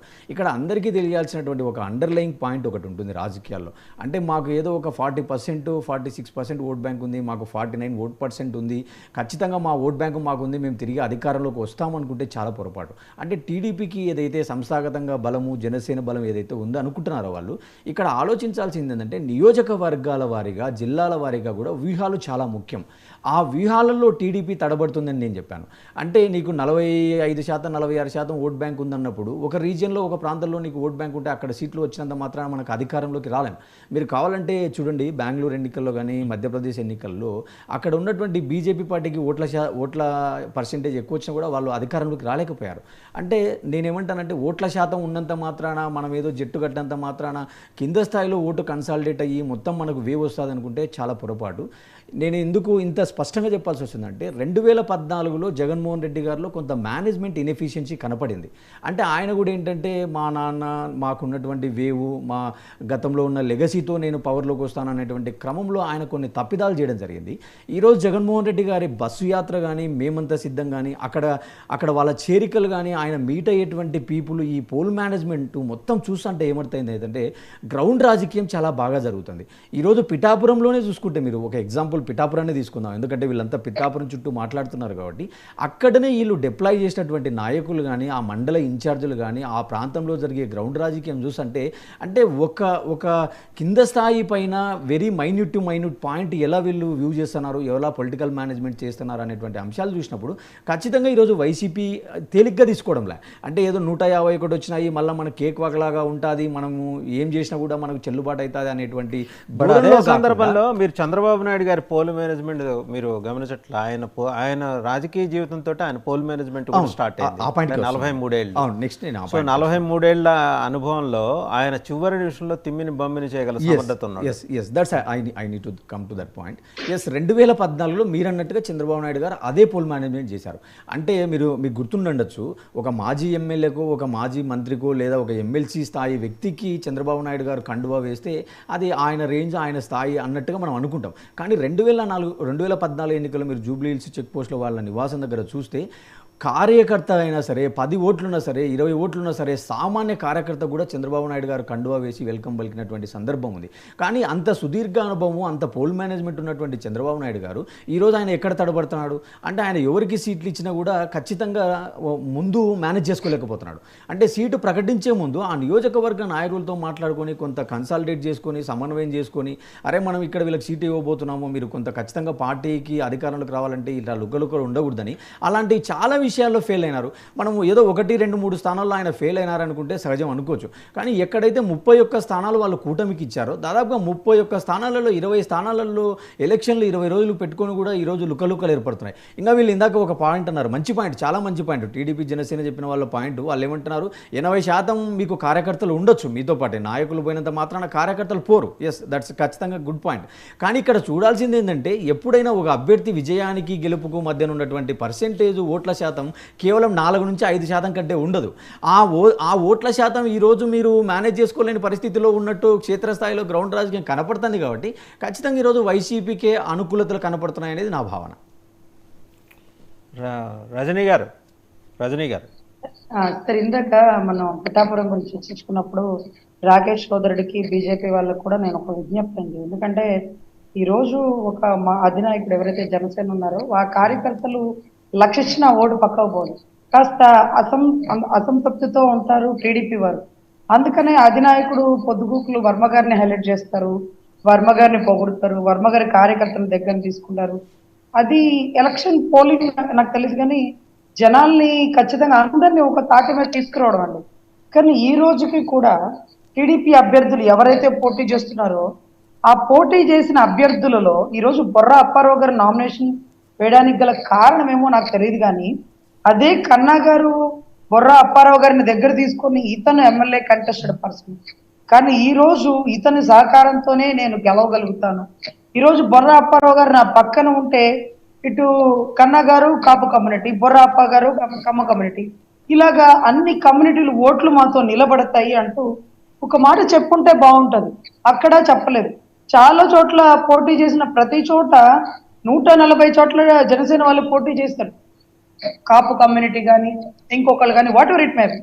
సో వాళ్ళని దగ్గర తీసుకొని వాళ్ళ స్థాయిని పెంచుతూ ఉంటే మా మనసు కూడా గెలుచుకునే అవకాశాలు ఎక్కువ ఉంటాయండి. ఈరోజు మోరోవర్ గుంటూరు వెస్ట్ ఉంది, బీసీలకి ఇచ్చారు. అదెప్పుడు కాపుగడ్డ, చెక్కు చెదరని కాపుగడ్డ, ఈరోజు బీసీలకి ఇచ్చారు. ఆ బీసీల్లో ఇటువైపు బోనబోయిన శ్రీనివాస్ యాదవ్ గారు ఉన్నారు, అదే రకంగా అధ్యక్షులు వారు ఉన్నారు. ఇలా వీళ్ళందరినీ దగ్గర తీసుకొని వాళ్ళ వల్లే మేము గెలవగలుగుతున్నాం. ఎందుకంటే వాళ్ళ వల్లే గెలుస్తారు సార్, టు బి ఫ్రాంక్లీ. ఎందుకంటే టీడీపీ ఓటు 1,00,000 ఇచ్చినా పక్కకు పోదు. ఎందుకంటే వాళ్ళ అధినాయకుడు జైల్లో ఉన్నప్పుడు కానీ, వాళ్ళ భువనేశ్వరమ్మ పడినటువంటి బాధ కానీ, ఆ కుటుంబాలు, ఆ క్యాడర్ పడినటువంటి మనోవేదన కేసులు కానీ, మరి రావాల్సిన ఓట్లు ఎవరివి? జనసేన ఓట్లు. జనసేన ఓట్లకు రావాలన్నప్పుడు జనసేన వాళ్ళని ఎంత ఇంప్రెస్ చేయగలుగుతున్నారు? మోరోవర్ ఈరోజు వైసీపీ వాళ్ళ దగ్గర ఉండే ప్లస్ పాయింట్ ఏంటంటే జనసేనలో కాపు కమ్యూనిటీ ఎక్కువ కాబట్టి వాళ్ళు అడుగడుగున అమ్మ మీకు సీట్ ఇస్తే మేము మాట్లాడుండే వాళ్ళకి కాదు, కాపులకి ఇవ్వలే, వాళ్ళు కావాలని అక్కడ కమ్యూనిటీ వాళ్ళ కమ్యూనిటీకి ఇచ్చుకున్నారు. మరి మీరు ఎలా పని చేస్తారమ్మా? అది దాంట్లో మమ్మల్ని రెచ్చగొడతారు. అంత రెచ్చగొట్టినా మేము అధినాయకుడు నిర్ణయాన్ని కట్టుబడి ఉంటాం. కానీ వీళ్ళు దగ్గర తీసుకునే విధానంలో కొద్దిగా కాదండి, ఎక్కువగానే లోపం జరుగుతుంది. టైం తక్కువ ఉంది. ఈరోజు ఎవరైతే జన సైనికులు ముందు పెట్టండి, మీ టీడీపీ వాళ్ళు వెనకాల నుంచోండి, మీ ఓట్లు ఎక్కడికి పోవు. వాళ్ళు పొగిడితే పడిపోయే వాళ్ళండి. ఎందుకంటే మా అధినాయకుడు 2014 పనిచేసి పదవులు తీసుకోవాలి, 2019లో విడిగేళ్ళ మేము ఎక్కడ గెలిచింది లేదు. అధినాయకుడిని 2014లో చంద్రబాబు గారు పొగిడితే ఆయన పడిపోయి అలా మద్దతు ఇచ్చినట్టుగా మేము భావించవచ్చునా? లేదండి, రాష్ట్ర అభివృద్ధి కోసం చేస్తారు. కాకపోతే ఇక్కడ విషయం ఏంటంటే ఇంప్రెస్ చేయడం అనేది చాలా ఇంపార్టెంట్ అండి. ఈ రోజు మీరు పలుమార్లు వర్మ గారిని ఎందుకు పొగుడుతున్నారంటే అదే అవసరం. అక్కడ చంద్రబాబు నాయుడు గారు వెళ్ళడం జరిగింది. అదే అంటే అవసరం వచ్చినప్పుడు చంద్రబాబు గారు అలా చేస్తారనే విషయం పదే రుజువు అవుతూ వస్తుంది కదా. అందుకని చంద్రబాబు అంతటి వారు నా దగ్గరకు వచ్చారు, మా ఇంటికి వచ్చారు, ఆయన అడిగితే నేను కాదనేది ఏంటని, నేను బోడా మనిషి కదా అలాగా మద్దతు ఇచ్చేసి అమరావతి ఈ వాట్సాప్ కొటేషన్ కూడా తీసి ఆయనకి ఇస్తారేమో అట్లా. సార్, అమరావతి రైతులు పడ్డ కష్టాలు కన్నీటికి ఆయన ఓటు చీలకూడదని ఇప్పటి సభలో చెప్పారండి. అదే బాధపడతారనే భావన చంద్రబాబుకి వచ్చి ఆయనే 144 నుంచి 70కి తగ్గించుకొని మీకు ఒక 60-70 ఇచ్చుండొచ్చుగా. అలా ఇవ్వకపోయినా పర్లేదు సార్, అక్కడ ఉండే అభ్యర్థులను ఇంప్రెస్ చేసుకుంటా పోతే ఇస్తారండి. ఇప్పుడు వాళ్ళు ఆనెస్ట్గా చెప్పాలంటే తను కొన్ని పాయింట్లను చాలా కన్ఫ్యూజ్ చేశారు ఆనెస్ట్గా. అంటే దాన్ని వాళ్ళు ఎవాల్యుయేషన్ చేసుకుంటే కొంత వాళ్ళకి బెనిఫిట్ ఉండొచ్చు గ్రౌండ్ లో. చాలా అవసరం అండి కూటమి గెలవడానికి. జనసైనికులను ముందు పెట్టాలి, టీడీపీ వాళ్ళు వెనకాల నుంచోవాలండి. జన సైనికులు ముందు పెడితేనే 2000 టీడీపీ వాళ్ళు వెనకాల నుంచి ఉంటేనే ఎలక్షన్ జరుగుతుంది. 2014 వాసు గారు సరే సార్ 2014లో జనసేన పార్టీ భారతీయ జనతా పార్టీతో కలిసే తెలుగుదేశానికి సపోర్ట్ చేసింది. డైరెక్ట్ గా వాళ్ళు ముందు భారతీయ జనతా పార్టీతోనే కలిసాం, అది గుర్తుపెట్టుకోండి. కానీ అవి వాస్తవాలండి, మీకు అర్థం అవ్వాలి. ఎందుకంటే 20 రోజులు తక్కువ టైం ఉంది కాబట్టి ఓట్లు సరిగ్గా లేవని బీజేపీనో లేకపోతే జన సైనికులదే ఉంది మనమే క్యాడర్ అనుకుని టీడీపీ వాళ్ళు ముందుకెళ్తే నిజంగా కష్టమయ్యే పరిస్థితి అండి ఎలక్షన్. ఈసారి జన సైనికులను ముందు పెట్టి మీరు వెనకాల ఉండండి. మీకు ఎక్కడున్న ఎమ్మెల్యే మీరే కదా, ఎక్కడున్నా మీరే ఎమ్మెల్యే, మమ్మల్ని ముందు పెడితే అదొక సంతోషం. మీరు అబ్జర్వ్ చేస్తే మేము అబ్జర్వ్ చేసింది మా నోటీస్కి వచ్చిన పాయింట్లనే ఇక్కడ చెప్పడం జరిగింది కాబట్టి మేము అవే పాయింట్ చెప్పాం. అంటే ఒక 100 మంది ఒక పార్టీ కార్యకర్తలు ఉన్నారంటే 80% పార్టీ లైన్ నాయకుల లైన్కి ఉంటారు. కానీ విజయంలో ఏదైతే ఒక 20% ఉంటారో, ఒక 20 మంది ఉంటారో, అలాంటి వాళ్ళు ఈ సమయంలో చాలా కీలకం కాబట్టి మీరు అలాంటి వాళ్ళను సమన్వయం చేసుకోవాలనే పాయింట్సే మీరు అడ్రస్ చేసుకుంటే బాగుండొచ్చు. 100% అండి. ఎందుకంటే ఈసారి రావాల్సింది జనసేన ఓటింగ్, టీడీపీ ఓటింగ్ చెక్కు చెదరల. ఎంత ఇబ్బంది అయినా వైసీపీ ఓటింగ్ చెక్కు చెదరల. జనసేన ఓటింగ్ ఎటైతే అటే గెలుపు, జనసేన ఓటింగ్ ఎటైతే అది నాయకుడు చెప్పినంత మాత్రాన వెళ్లే పరిస్థితులు లేవండి. అది నాయకుడు చెప్పినంత మాత్రం, ఎందుకంటే ఆయనకు కూడా ఓట్లు వేయకుండా ఓడించిన పరిస్థితుల్లో ప్రజలు ఉన్నారు కాబట్టి క్యాడర్ అనేది జన సైనికుల్ని హైలైట్ చేసుకుంటా పోతే తప్ప ఎలక్షన్ జరగదండి, అది వాస్తవం. ఇప్పుడు నిజాలు మాట్లాడుకోవాలి కాబట్టి. మాట అంటారు, పిఠాపురంలో పవన్ కళ్యాణ్ గారిని టీడీపీ నాయకులే ఓడిస్తారు, ఆయన అసెంబ్లీలో ఉంటే రేపు వీళ్ళకి ఇబ్బంది అవుతుంది. పవన్ కళ్యాణ్ గారికి ఇచ్చిన 21 మందిలో ఎంతమంది గెలిస్తే వాళ్ళు మళ్ళీ తిరిగి ఎంతమంది టీడీపీలో చేరుతారో, ఏ పార్టీలో ఉంటారో అనేటువంటి ఆరోపణలు కూడా లేదు. వాళ్ళకి క్లారిటీ ఉంది. 11 మంది టీడీపీ నుంచే వచ్చారు కాబట్టి వాళ్ళు టీడీపీతోనే ఉంటారు. అందులో ఒకవేళ వాళ్ళు గెలిస్తే వాళ్ళు అచ్చంగా టీడీపీ వెంబడే ఉంటారు. రేపు పొద్దున ఏదైనా క్రైసిస్ వచ్చి ఏది మ్యాజిక్ ఫిగర్కి టీడీపీ వెళ్ళలేని పక్షంలో ఈ 11 మంది ఆటోమేటిక్గా టీడీపీకి అసోసియేట్ అయిపోతారు. ఇది జరిగేది. అంటే మనకి కొన్ని వాస్తవాలు నచ్చవండి. ఇప్పుడు గజనీ మహమ్మద్ మన మీద దాడి చేయటం మనకు నచ్చలేదు, మనం ఆ టైంలో లేము, ఏం చేయలేం, మనం జరిగిపోయింది చరిత్ర. రేపు పొద్దున జరగబోయేది కూడా 11 మంది ఇంటాక్ట్ ఈ 11 మంది గెలిచే వాళ్ళందరూ కూడా టీడీపీ వెంబడే ఉంటారు టీడీపీ క్రైసిస్లో పడితే. అది ఒకటి. రెండో పాయింట్ ఏంటంటే 120 సీట్లు పైన టీడీపీ ఒక్కతే గెలుచుకుంటే మిమ్మల్ని అసలు దేకరు ఈ రెండు పార్టీలని. అది పాపం అండి, ఎందుకంటే వాళ్ళని బాధ పెడతారు. రజనీ గారు మీకు తెలుసు ఎవరెవరు ఎక్కడి నుంచి వచ్చారో, ఎవరెవరు ఎక్కడి నుంచి వచ్చారో మీకు తెలుసు. ఇప్పుడు అవనగడ్డ ఉందండి, ఎట్లా వచ్చారు? ఆయన జనసేన టికెట్ మీద వచ్చారు. టీడీపీలో అక్కడ టికెట్ స్థానం లేదు కాబట్టి జనసేనకు వచ్చేసారు. ఇలాంటి ఉదాహరణలు ఉన్నాయి. ఇప్పుడు మీరు గెలిచే సీట్లు సరే గెలవగలిగే వాళ్ళకి ఇవ్వడం ఇంపార్టెంట్ కదా. అది ఏ పార్టీ అయితేనేమి కూటమిలో ఈ రోజు మిమ్మల్ని వచ్చారా సైకలాజికల్ గా అలా ట్యూన్ చేస్తున్నది మీ హెడ్ క్వార్టర్స్. మిమ్మల్ని ఏంటంటే గెలిచే సీట్లు కదా మనం వాళ్ళకే ఇద్దాం, ఎక్కడికక్కడ మిమ్మల్ని సర్దుకుపోమని. గెలవగలిగే వాళ్ళకండి గెలిచే సీట్లు అని చెప్పట్లా. బుద్ధప్రసాద్ రేపు నేను ఒక కేజ్రీవాల్ని మీరు ఉదాహరణకు తీసుకోండి. ఒక అన్నామలై పక్క రాష్ట్రంలో ఎలా పోరాడుతున్నాడు, గెలుస్తాడు లేదా నేను గెలిచి తీరతానని చెప్పేసి తమిళనాడులో నెట్ట పోరాటం చేసి. కానీ ఇప్పుడు రిస్క్ చేసే పరిస్థితి లేదండి, ఇప్పుడు రిస్క్ చేసే పరిస్థితి లేదు. వైసీపీని నిలబడే నాయకులు ఉండాలి. ఎవరు రిస్క్ చేసే పరిస్థితి లేదు. ఇప్పుడు కాకపోతే ఎప్పుడు రిస్క్ చేస్తారు? ఇంకో 5 ఏళ్ళు అయిన తర్వాత మళ్ళీ ప్రభుత్వం వైసీపీ వస్తే రాష్ట్రానికి రాజధాని ఉండదు, అంటే భవిష్యత్తు లేదంటే ఇంకా కూడా మీద మీ క్యాడర్స్ మీద మీకు విశ్వాసం లేదా? ఈసారి పరిస్థితులు సార్ ఇప్పుడు మీరు బొర్రా అప్పారావు గారు నుంచున్నారు. బొర్రా అప్పారావు గారు ఎన్ని కోట్లు ఖర్చు పెట్టుకుంటారు పాపం, ఎన్ని ఓటింగ్ వస్తుంది? ఈ రోజు ఖర్చు పెట్టిన కోట్లు తిరిగి సంపాదించుకోగలుగుతారా?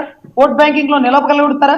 ఇలాగే మీలాంటి వాళ్ళే రెచ్చగొడితే తెలంగాణలో 30 చోట్ల పోటీ చేయమన్నారు, తగ్గి 8 చోట్ల పోటీ చేస్తే 7 చోట్ల 1500 ఓట్లు 2000 ఓట్లు కూడా రాక డిపాజిట్ గల్లంతైంది. ఇక్కడ పౌరుషాలకి పోయే పరిస్థితి లేదు సార్. గెలిచే వాళ్ళని నుంచోబెట్టాలా, అది టీడీపీ వాళ్ళ ఇంకొకట, మాకు అదంతా అనవసరం. గెలిచే వాళ్ళని నుంచోబెట్టాలా, వైసీపీని ఈసారి గద్దదించాలా, ఇదే అంతిమ లక్ష్యం. విడివాడ రామచంద్రరావు గారు, ఇంకొక ఆయన సూర్యచంద్రరావు గారు, జగ్గంపేట, వీళ్ళు గెలిచేవాళ్ళు కదా. పరిస్థితులు సార్ ఇప్పుడు గ్రాఫ్ ఉంటది, మీరు అలాగా వాళ్ళని తగ్గించడం వీళ్ళని పెంచడం కాదండి. పరిస్థితులను బట్టి బాగా గట్టి పోటీ గెలవగలిగే వాళ్ళని డబ్బుల్ని కూడా తట్టుకోవాలి. పరిస్థితులు ఖచ్చితమైన అనివార్యతలు జనసేనకి మాత్రమే ఎందుకు వస్తున్నాయి? జనసేన ఆర్థికంగా వెనుకబడినటువంటి పార్టీ సార్, బీద పార్టీ. అంటే ఒక పార్టీ కన్స్ట్రక్షన్ లో ఉండి గేట్ల కాడ ఉంచుకునే వాళ్ళం సార్. ఈ రోజు ఆర్థికంగా బూత్ లెవెల్ ఇదంతా కొంచెం టైం పట్టింది సార్. పౌరుషాలకు పోయి మాకుంది అంటే ఉన్నది కూడా పోగొట్టుకునే పరిస్థితి. ఈ రోజు మాకు టికెట్ ఇస్తే 10 కోట్లు 20 కోట్లు ఖర్చు పెట్టుకోగలుగుతామా? ఈ రోజు బూత్ లెవెల్ గ్రౌండ్ ఎవరు మన వాళ్ళు ఎవరు మన అరవింద్ వాళ్ళు 40 కేజ్రీవాల్ని సంవత్సరాలు గెలిపించింది అరవింద్ కేజ్రీవాల్ సార్, గెలిపించింది అది వేరు సార్. రాజకీయంగా ఢిల్లీ రాజకీయం వేరు. ఇక్కడ రాష్ట్ర ప్రజలే తెలివిగల వాళ్ళు ఓటుకి 2 ఇస్తారా 5 ఇస్తారా అని పనిచేసే వాళ్ళకి ఈ రోజు ముళ్ళుని ముళ్ళుతోనే తీయాలి, మల్లెపూతో తీస్తే బయటికి రాదు సార్. సో ఖచ్చితంగా ఈ రోజు డబ్బుతోనే ఇవి మాత్రం రెడీగా చేయించగలగాలి. ఉంటాయండి మీ దగ్గర, ఇలాంటివి చెప్పడానికి బాగుంటాయి. సరే, రాకేష్ గారి దగ్గరికి వెళ్దాం ఒకసారి. రాకేష్ గారు, సార్ ఇప్పుడు ఏంటి ఈ ట్రబుల్సమ్ కాన్స్టిట్యున్సీస్ ఒక 40 ఐడెంటిఫై అయినాయండి. అంటే మీకు జనసేన సహకారం, బీజేపీ సహకారం బాగా బలంగా కావాల్సిన 40 సెగ్మెంట్లో మీరు ఏకపక్షంగా వెళ్తున్నారనే మాట వినిపిస్తుంది.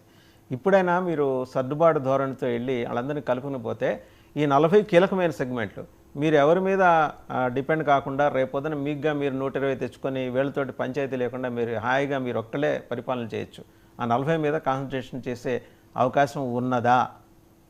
సార్ మీకు ఒకటే చెప్తున్నా, ఫామ్ అయ్యేది ఎన్డీఏ ప్రభుత్వం, తెలుగుదేశం ప్రభుత్వాన్ని మీరు ఎక్కడా చెప్పలా. ముగ్గురం కలిపి ప్రభుత్వాన్ని ఫామ్ చేయబోతున్నాం. ఇది చాలా క్లియర్ గా చెప్పాం. మాకు 120 వచ్చినా 110 వచ్చినా, కూటమికి 150 వచ్చినా, కూటమికి మాకు 120 వచ్చి మిగిలిన 20-30 సీట్లు కూటమి మిగిలిన 2 భాగస్వాములు కలిపి గెలిచిన ఫామ్ అయ్యేది ఎన్డీఏ ప్రభుత్వం. ఏ విధంగా అయితే ప్రభుత్వాన్ని సమానంగా సమిష్టిగా బలంగా మేము లాక్కొచ్చామో అలాగే అందరం కలిసి ముందుకెళ్తాం. మీరు అన్నట్టు ఎక్కడైనా లోపాలుంటే ఖచ్చితంగా సరి చేసుకుంటాం. వైసీపీ వాళ్ళ డ్రామాలు ఎట్లా ఉంటాయంటే, ఇందాక ఒక ఆర్టిస్ట్ చెప్పాడు, అక్కడ ఈయనంట ఆ రోడ్లో నుంచి వస్తున్నాడంట, విజయనగరంలో యాత్రలో ఉన్నాడంట, వైజాగ్ లో జగన్ ని కలిచాడంట 5 సార్లు, మళ్ళీ నేను అన్నవరంలో కలిచాడంట. అతను ఎక్కడ ఉన్నాడో ఆయనకే తెలియదు. అతను ఆర్టిస్ట్ ఎక్కడ ఉన్నాడో ఆర్టిస్ట్కే తెలియదు. ఏంటంటే ఆర్టిస్ట్ కూడా మనం వినాలి. అంటే ఆ కథ వినాలి. ఆర్టిస్ట్ చెప్పిన కథ ఏంటంటే, ఆర్టిస్ట్ చెప్పిన కథ ఏంటంటే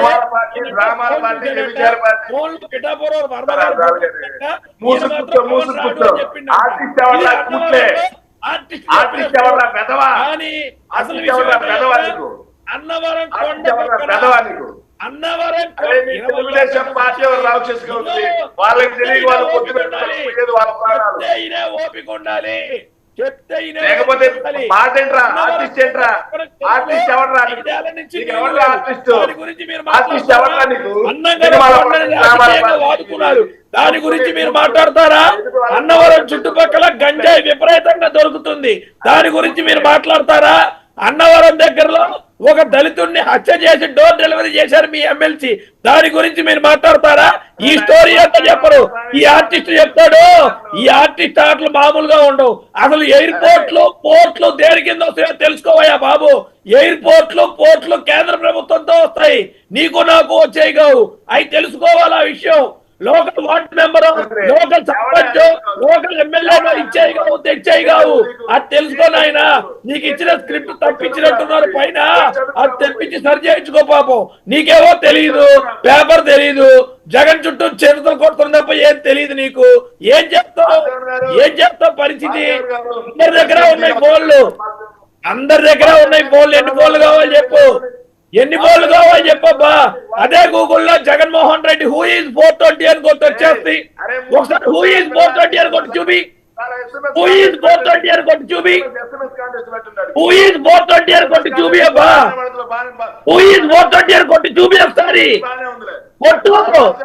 ఇప్పుడు హూ ఈజ్ 420 అని కొట్టు, హూ ఈజ్ 420 అని కొట్టి చూపి. చంద్రబాబే కదా 4 నెలల 20 చంద్రబాబు 420 చంద్రబాబు 420 చంద్రబాబు 420 కాదా? అదే గూగుల్ కొట్టు, హూ ఈజ్ 420 అని కొట్టు, వాసుదేవన్ గారు, హూ ఈజ్ 420 అని గూగుల్ కొట్టు చూపి.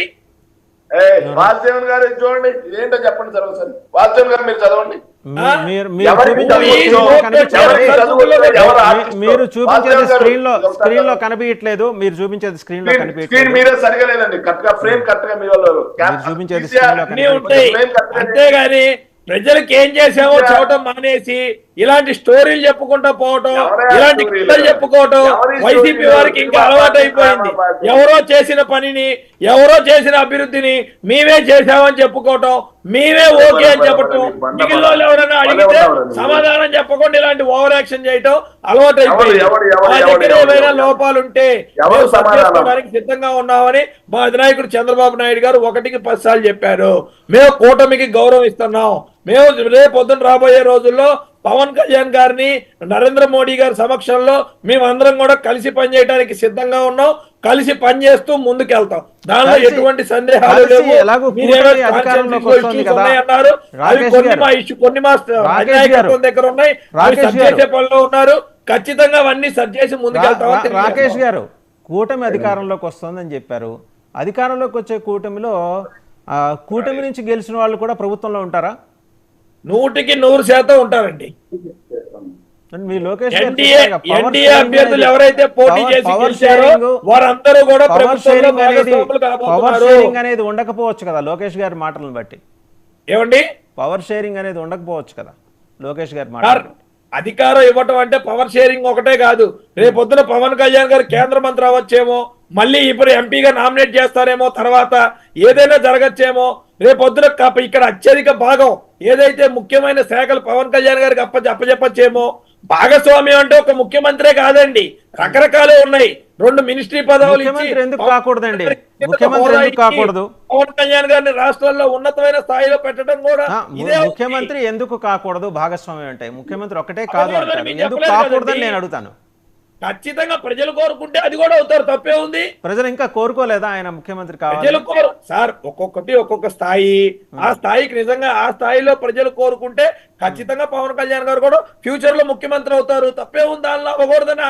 తప్పేం లేదు కదా, ఖచ్చితంగా అవుతారు ఫ్యూచర్ లో. మీకు మహారాష్ట్ర చూడలేదా, బీహార్ చూడలేదా? అక్కడ ఎవరు కోరుకుంటే వాళ్ళు ముఖ్యమంత్రులు అయ్యారు. గోపీనాథ్ మీకు మహారాష్ట్ర బీజేపీ మహారాష్ట్ర కానీ ఇంకొక చోట కానీ పరిస్థితులు వేరు, ఆంధ్రప్రదేశ్ రాష్ట్రంలోని పరిస్థితులు వేరు. ఈ రోజు ఈ 5 ఏళ్లలో కనుక పోలవరాన్ని కంప్లీట్ చేయకపోతే కట్టిన పోలవరాన్ని కూల్చే పరిస్థితికి వచ్చేస్తారు.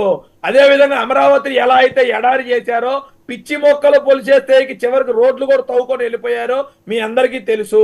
ఇవన్నీ కూడా ఒక సమర్థవంతమైన నాయకుడు అంటే ఒక ఆలోచన ఎక్స్పీరియన్స్ ఉన్న వ్యక్తి అయితే ఆ రోజు మీరు అక్కడ కట్టిన భవనాలు తాత్కాలికం అన్నది మీరే కదా. పర్మనెంట్ స్ట్రక్చర్ దిశగా 5 ఏళ్లలో మీరు వేసిన అడుగులు ఏంటండి? 1500 కోట్ల రూపాయలు డ్రైనేజీకి తెప్పించడం తప్పించి సాక్షిగా వాసుదేవన్ గారు మీకు నేను ఒకటే చెప్తున్నా, దయచేసి మీరు మన అమరావతి రండి, ఇది అవసరం. మీరు అమరావతి రండి, ఏం చేసామో స్వయంగా అందరూ చూపిస్తాం. మీరు దయచేసి ఒక్కరోజు అమరావతి టూర్ పెట్టుకోండి.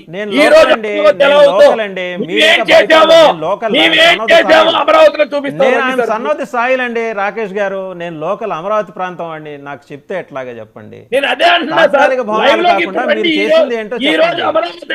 తెలుస్తుంది వాసుదేవ గారు. నేను లోకల్, నాకు చెప్తే ఎట్లా? 5 ఏళ్ళు నేను అక్కడే ఉన్నా, 2014 నుంచి 19 వరకు అక్కడే ఉన్నా. రోడ్లు తాత్కాలిక భవనాలు, ఈ చివరికి సీఎం గారి ఇంటి ముందు నుంచి వెళ్ళేది కూడా సింగిల్ రోడ్డే. కనెక్టివిటీ చాలా పూర్గా ఉంది. ఈ రోజుకి అంతకు భిన్నంగా అయితే ఏం లేదు. వీళ్ళు కూడా వచ్చి చేసింది ఏం లేదు అక్కడ. సార్ మీకు అదే చెప్తా ఉన్నా, మీకు ఈ రోజు స్పీడ్ యాక్సిస్ రోడ్డు మీకు తెలుసు, మనం ఎంతగానో రోడ్డు కంప్లీట్ చేసామో 20% రోడ్డు పెండింగ్ ఉంది. అదే విధంగా ఎంప్లాయీస్ కోసం కట్టిన భవనాలు, అదే విధంగా మన క్వార్టర్స్ కట్టే ఎంప్లాయీస్ కోసం స్పెషల్ క్వార్టర్స్, అవి ఏ స్థాయిలో ఉన్నాయి ఈ రోజు అవన్నీ తెలుసు.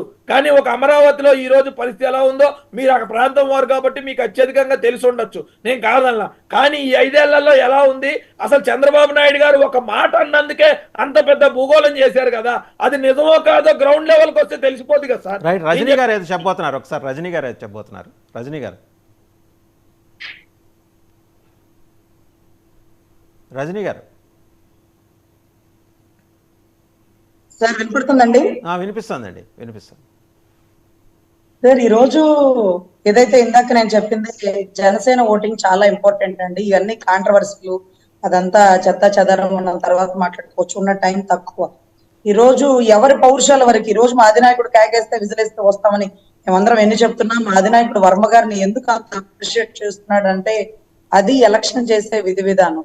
అదే రకంగా అన్ని చోట్ల ఎలక్షన్ చేసుకుంటూ పోతే వాళ్ళ గ్రాఫ్ అనేది కాదండి. కూటమి అభ్యర్థులు గెలుస్తారు 100%. ఇప్పుడు కూడా ఖచ్చితంగా చేయక్కడ తప్పదు, చేస్తాం కూడా. కానీ ఇంకొంచెం ఇప్పుడు రాకేష్ గారు వెళ్తున్న ఏరియా భవానీపురం ఏరియాలో రాకేష్ గారు ఎక్కడో వెనకాల నుండి నన్ను సుజనా చౌదరి గారి పక్కన నుంచోబెట్టి నడిపిస్తుంటారు. మీరు వెళ్ళండి మేడం, ముందు మీరు వెళ్ళండి, అమ్మో అంతా మీరే మేడం, అంతా మీ వల్లే అవుతుంది, అమ్మో మీ సౌండ్ కి మేము తట్టుకోలేము అంటారు. కానీ ఆయన చేసే సౌండ్ మాకు తెలుసు. కానీ అక్కడ అప్రిషియేట్ చేస్తూ మమ్మల్ని ముందుకు తీసుకెళ్తుంటే ఆయన పక్కన మేము నుంచుంటే పోతున్న మహేష్ పైన జన సైనికులు మొత్తానికి పెద్దన్న పాత్రలో ఉన్నారు. ఈ రోజు పవన్ కళ్యాణ్ గారు, లేకపోతే ఈ రోజు సుజనా చౌదరి గారు అంటూ మేమందరం భావిస్తున్నాం. సో ఇది సార్ ఎలక్షన్ విధానం. ఈసారి కాపుల ఓట్లు ఇంపార్టెంట్, జనసేన ఓట్లు ఇంపార్టెంట్. ఎందుకంటే వైసీపీ ఓట్లు చెక్కు చెదరలేదు, టీడీపీ ఓట్లు చెక్క చెదరలేదు. ఈ ఓటు ఎటు పడితే అటు గెలుపు, అది మీ ఇష్టం. మీరు ఎలా మేనేజ్ చేసుకుని 20 రోజుల్లో ఎలా ఇంప్రెస్ చేసుకుని జనసేన అంతా ఇటు టర్న్ చేస్తారా, లేకపోతే వైసీపీ వాళ్ళు వైపు టర్న్ చేసుకుంటారా, what ever it may be, గెలుపు మేము ఎటుంటే అట్టేనండి. సో ఈ ప్లీజ్ కైండ్లీ ఆ మెసేజ్ పాస్ చేయండి. రైట్. తిరుపతిరావు గారు, ఒక సేలియంట్ అబ్జర్వేషన్ రజనీ గారు చెప్పింది, జనసేన ఓటు చాలా కీలకం కాబోతోంది, టీడీపీ ఓటు చెక్కు చెదరలేదు, వైసీపీ ఓటు చెక్కు చెదరలేదు. సో జనసేన ఓటు ఎటు పడితే అటే గెలుపు. ఒకవేళ వైసీపీ గెలిస్తే? It's hypothetical question just. Vasudevan గారు హైపోథెటికల్ అన్నారు కాబట్టి, ఒకవేళ వైసీపీ గెలిస్తే, ఒకవేళ అది అంతవరకే పరిమితం. ఎందుకంటే అండర్ స్కోర్ చేశానండి, మీరు అది అంతవరకే పరిమితం. ఇప్పుడు రజనీ గారి తాలూకా ఆలోచన భారతీయ జనతా పార్టీ కూడా ఉంది. నేను నిన్న చంద్రబాబు గారిని కలిసినప్పుడు నేను కూడా అదే విషయం ప్రస్తావించాను. కోఆర్డినేషన్ మెయిన్ అండి. మీకు ఒక ఎగ్జాంపుల్ చెప్తాను వాసుదేవన్ గారు. నేను ఈ పార్లమెంట్ కన్వీనర్ గా ఉన్నాను, శ్రీకాకుళం పార్లమెంట్ కదా, మీకు అందరికీ తెలుసు. ఒకవేళ అలయన్స్ లో లేకపోతే నేను ఇవాళ ఈ పార్లమెంట్ నుండి పోటీలో ఉండేవాడిని. గెలుపోవటంలో భారతీయ జనతా పార్టీ కార్యకర్తకి సమానమే కాబట్టి నేను పోటీ చేసేవాడిని. ఇవాళ నేను చెప్తున్నా, ఇవాళ చంద్రబాబు నాయుడు గారు ఉన్నారు, ఇవాళ అక్కడ హెడ్ క్వార్టర్ లో ఒక మహిళలతో సమావేశం పెడుతున్నారు. దానికి మాకు పిలుపు లేదు మిత్రపక్షంగా. అదే కదా జనసేన కూడా లేదని నేను అనుకుంటా. రెండవది నేను నిన్న మా లోకల్ ఎమ్మెల్యే క్యాండిడేట్ కి ఏంటి కమ్యూనికేషన్, నేనేమి అంతా ఇప్పుడు వాస్తవానికి నన్ను పాలకొండలో ఇన్ఛార్జిగా పెట్టిన తర్వాత నేను ఇక్కడ చేయగలిగింది కూడా తక్కువే ఉంటది. ఎందుకంటే అక్కడ నా పార్లమెంట్ క్యాండిడేట్ తాలూకా విన్నింగ్ అనేది నాకు మెయిన్ ఇంపార్టెంట్. అయినప్పటికీ కూడా కమ్యూనికేషన్ లేదు అని చెప్పి మా లోకల్ అసెంబ్లీ క్యాండిడేట్ ఇద్దరికి ఇస్తున్నానండి అంటాడు, అసెంబ్లీ కన్వీనర్ మా జిల్లా అధ్యక్షుడికి. నేనేమో పార్లమెంట్ కన్వీనర్ గా ఉన్నవాడిని. అంటే నేను మా ముగ్గురికే మినిమం ఇవ్వాలి కదా. అంటే ఇట్లా కొంత కమ్యూనికేషన్ గ్యాప్ అయితే ఉంది. నేను రాకేష్ గారి ద్వారా దాన్ని కూడా ఎస్టాబ్లిష్ చేస్తున్నా. నేను ఈ విషయం నేను ఆయన ద్వారా ఎస్టాబ్లిష్ చేయడం కాదు, ఫోన్ సంభాషణలో పట్టాభి గారితో కూడా మాట్లాడాను, ప్రత్యక్షంగా చంద్రబాబు నాయుడు గారి దృష్టిలో కూడా ఈ విషయం తీసుకెళ్ళాను. ఇది కవర్ చేసుకుందాం, ఇప్పుడు ఈ నామినేషన్ పూర్తయ్యేసరికి రాష్ట్ర వ్యాప్తంగా ఇటువంటి గ్యాప్స్ అన్ని ఫుల్ఫిల్ చేసుకుందాం అన్నారు. కాబట్టి ఇప్పుడు నేను చెప్తున్నా, మీరు ఎప్పుడైతే యాజ్ ఆన్ డేట్ ఉన్నటువంటి పరిస్థితి ప్రకారం వైసీపీ గెలిస్తే అన్నటువంటి క్వశ్చన్ మార్క్ పెట్టారు, రేపు నామినేషన్ ప్రక్రియ పూర్తయి విత్తనాల తర్వాత ఎన్నికల రణక్షేత్రం వెళ్ళేటప్పుడు ఇవన్నీ సర్దుబాటు అవుతాయి. ఎందుకంటే మాకు గత అనుభవాలు కూడా ఉన్నాయి. తీవ్రంగా వ్యతిరేకించినటువంటి సందర్భం నుండి మళ్ళీ కలిసి అందరం పనిచేసుకొని విజయాలు సాధించినటువంటి 2014 అయితేనేమి, 2099 అయితేనేమి అనుభవ దృష్టి ఇవాళ అయితే మళ్ళీ ఆ ప్రశ్న అయితే ఉత్పన్నం అవుతుంది వాస్తవం. శేఖర్ రెడ్డి గారు,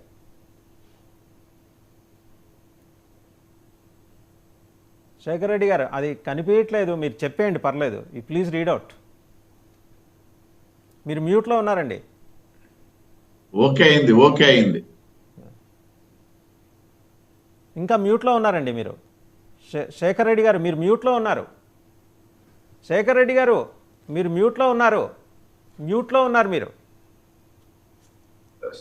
Sir, major ports are under the administrative control and construction by the government of India.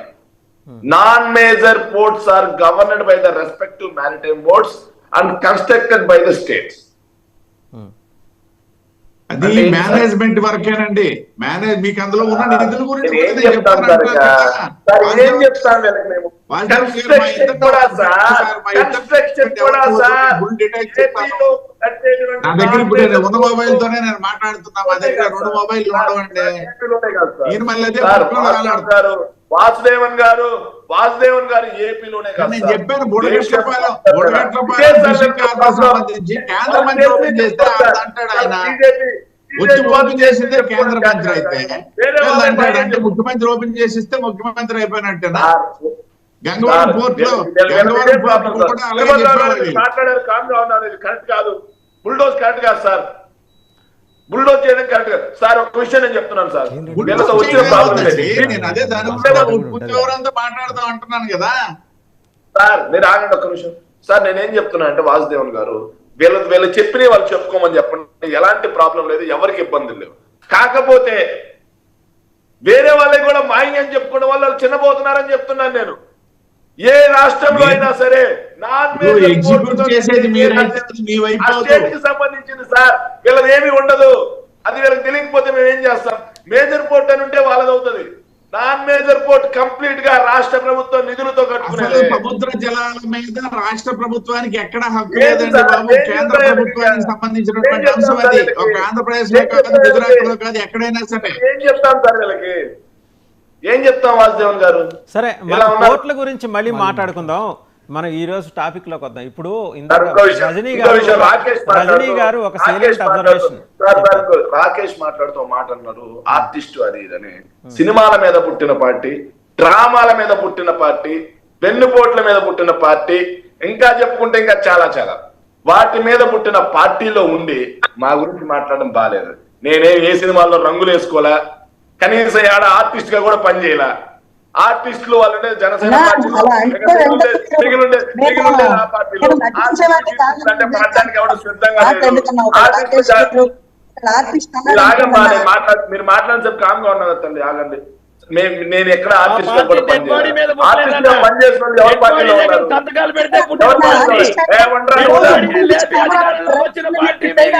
అది గుర్తుపెట్టుకోండి.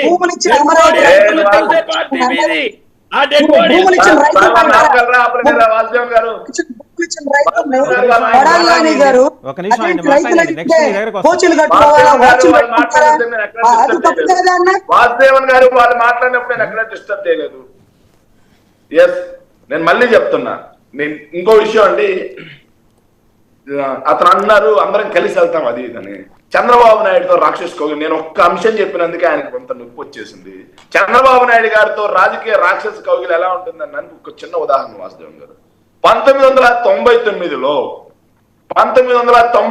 Note my point sir, 18% 18% vote bank ఉన్నటువంటి 18% సార్ ఓటు బ్యాంక్ ఉన్నటువంటి భారతీయ జనతా పార్టీ ఆ రోజు కేంద్రంలో పెద్ద మెజార్టీలో లేదు. కానీ మోడీ గారు, అమిత్ షా గారి నేతృత్వంలో ఇదే భారతీయ జనతా పార్టీ దేశంలోనే బలీయమైన శక్తిగా ఎదగగలిగింది. కానీ ఆంధ్రప్రదేశ్కి వచ్చేసరికి 0.8% వచ్చింది. 18% ఎక్కడ, 0.8% ఎక్కడ? చంద్రబాబు నాయుడు గారితో రాక్షస కౌగిలి ఎలా ఉంటుంది, చంద్రబాబు నాయుడు గారి ధృతరాష్ట్ర కౌగిలికి ఎలా బలి అవుతుంది ఒక రాజకీయ పార్టీ అనడానికి ప్రత్యక్ష ఉదాహరణే భారతీయ జనతా పార్టీ. మళ్ళీ చెప్తున్నాం సార్, జూన్ 4వ తారీఖు సాయంత్రం మన డిబేట్ లో మళ్ళీ మాట్లాడుకుంటాం. చంద్రబాబు నాయుడు గారి కుట్రలకి జనసేన పార్టీ బలి ఎలా కాకపోతుంది? జనసేన పార్టీ 5.8% ఉన్నటువంటి ఓటు బ్యాంక్ ఈ రోజు 0.5%కి రాబోతుంది. ఇది తథ్యం కాదు అన్న పరిస్థితిలో రజనీ గారు ఆ రోజు మాట్లాడమని చెప్పండి. ఇంకోటి చెప్తున్నాం సార్, వీళ్ళు కూటమి అంటున్నారు సార్. వీళ్ళ కూటమి, వీళ్ళ జెండాలు పార్టీలతో ఉన్నాయి సార్. వైఎస్ఆర్ కాంగ్రెస్ పార్టీ కూటమి ప్రజలతో ఉన్నాం మేము, పొత్తు ప్రజలతో ఉంది మాది. ప్రతి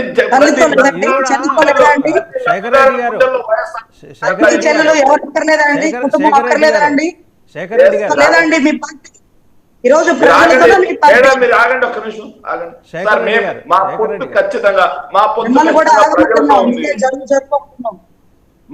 మా పొత్తు ప్రజలతో ఉంది. మేము ప్రజల్లోకి వెళ్ళున్నాం ఆల్రెడీ. ప్రజల గుండెల్ని మేము చొరగొన్నాం, ప్రజల అభిమానాన్ని మేము చొరగొన్నాం. కాబట్టి మా నాయకుడు చెప్పినట్టుగా 175కి 175, 25కి 25 ఎంపీలు కొట్టి వీళ్ళకి ఎలా ఉండబోతుందంటే షాక్ కొట్టబోతున్నాయండి జూన్ 4వ తారీఖున ఫలితాలు. వీళ్ళ ఛానల్లో ప్రతి దాంట్లో కూడా జూన్ 4 ఎందుకు? ఈ లోపలే మళ్ళీ మనం ఈ లోపలే నామినేషన్లు పూర్తయిన తర్వాత ఈ లోపలే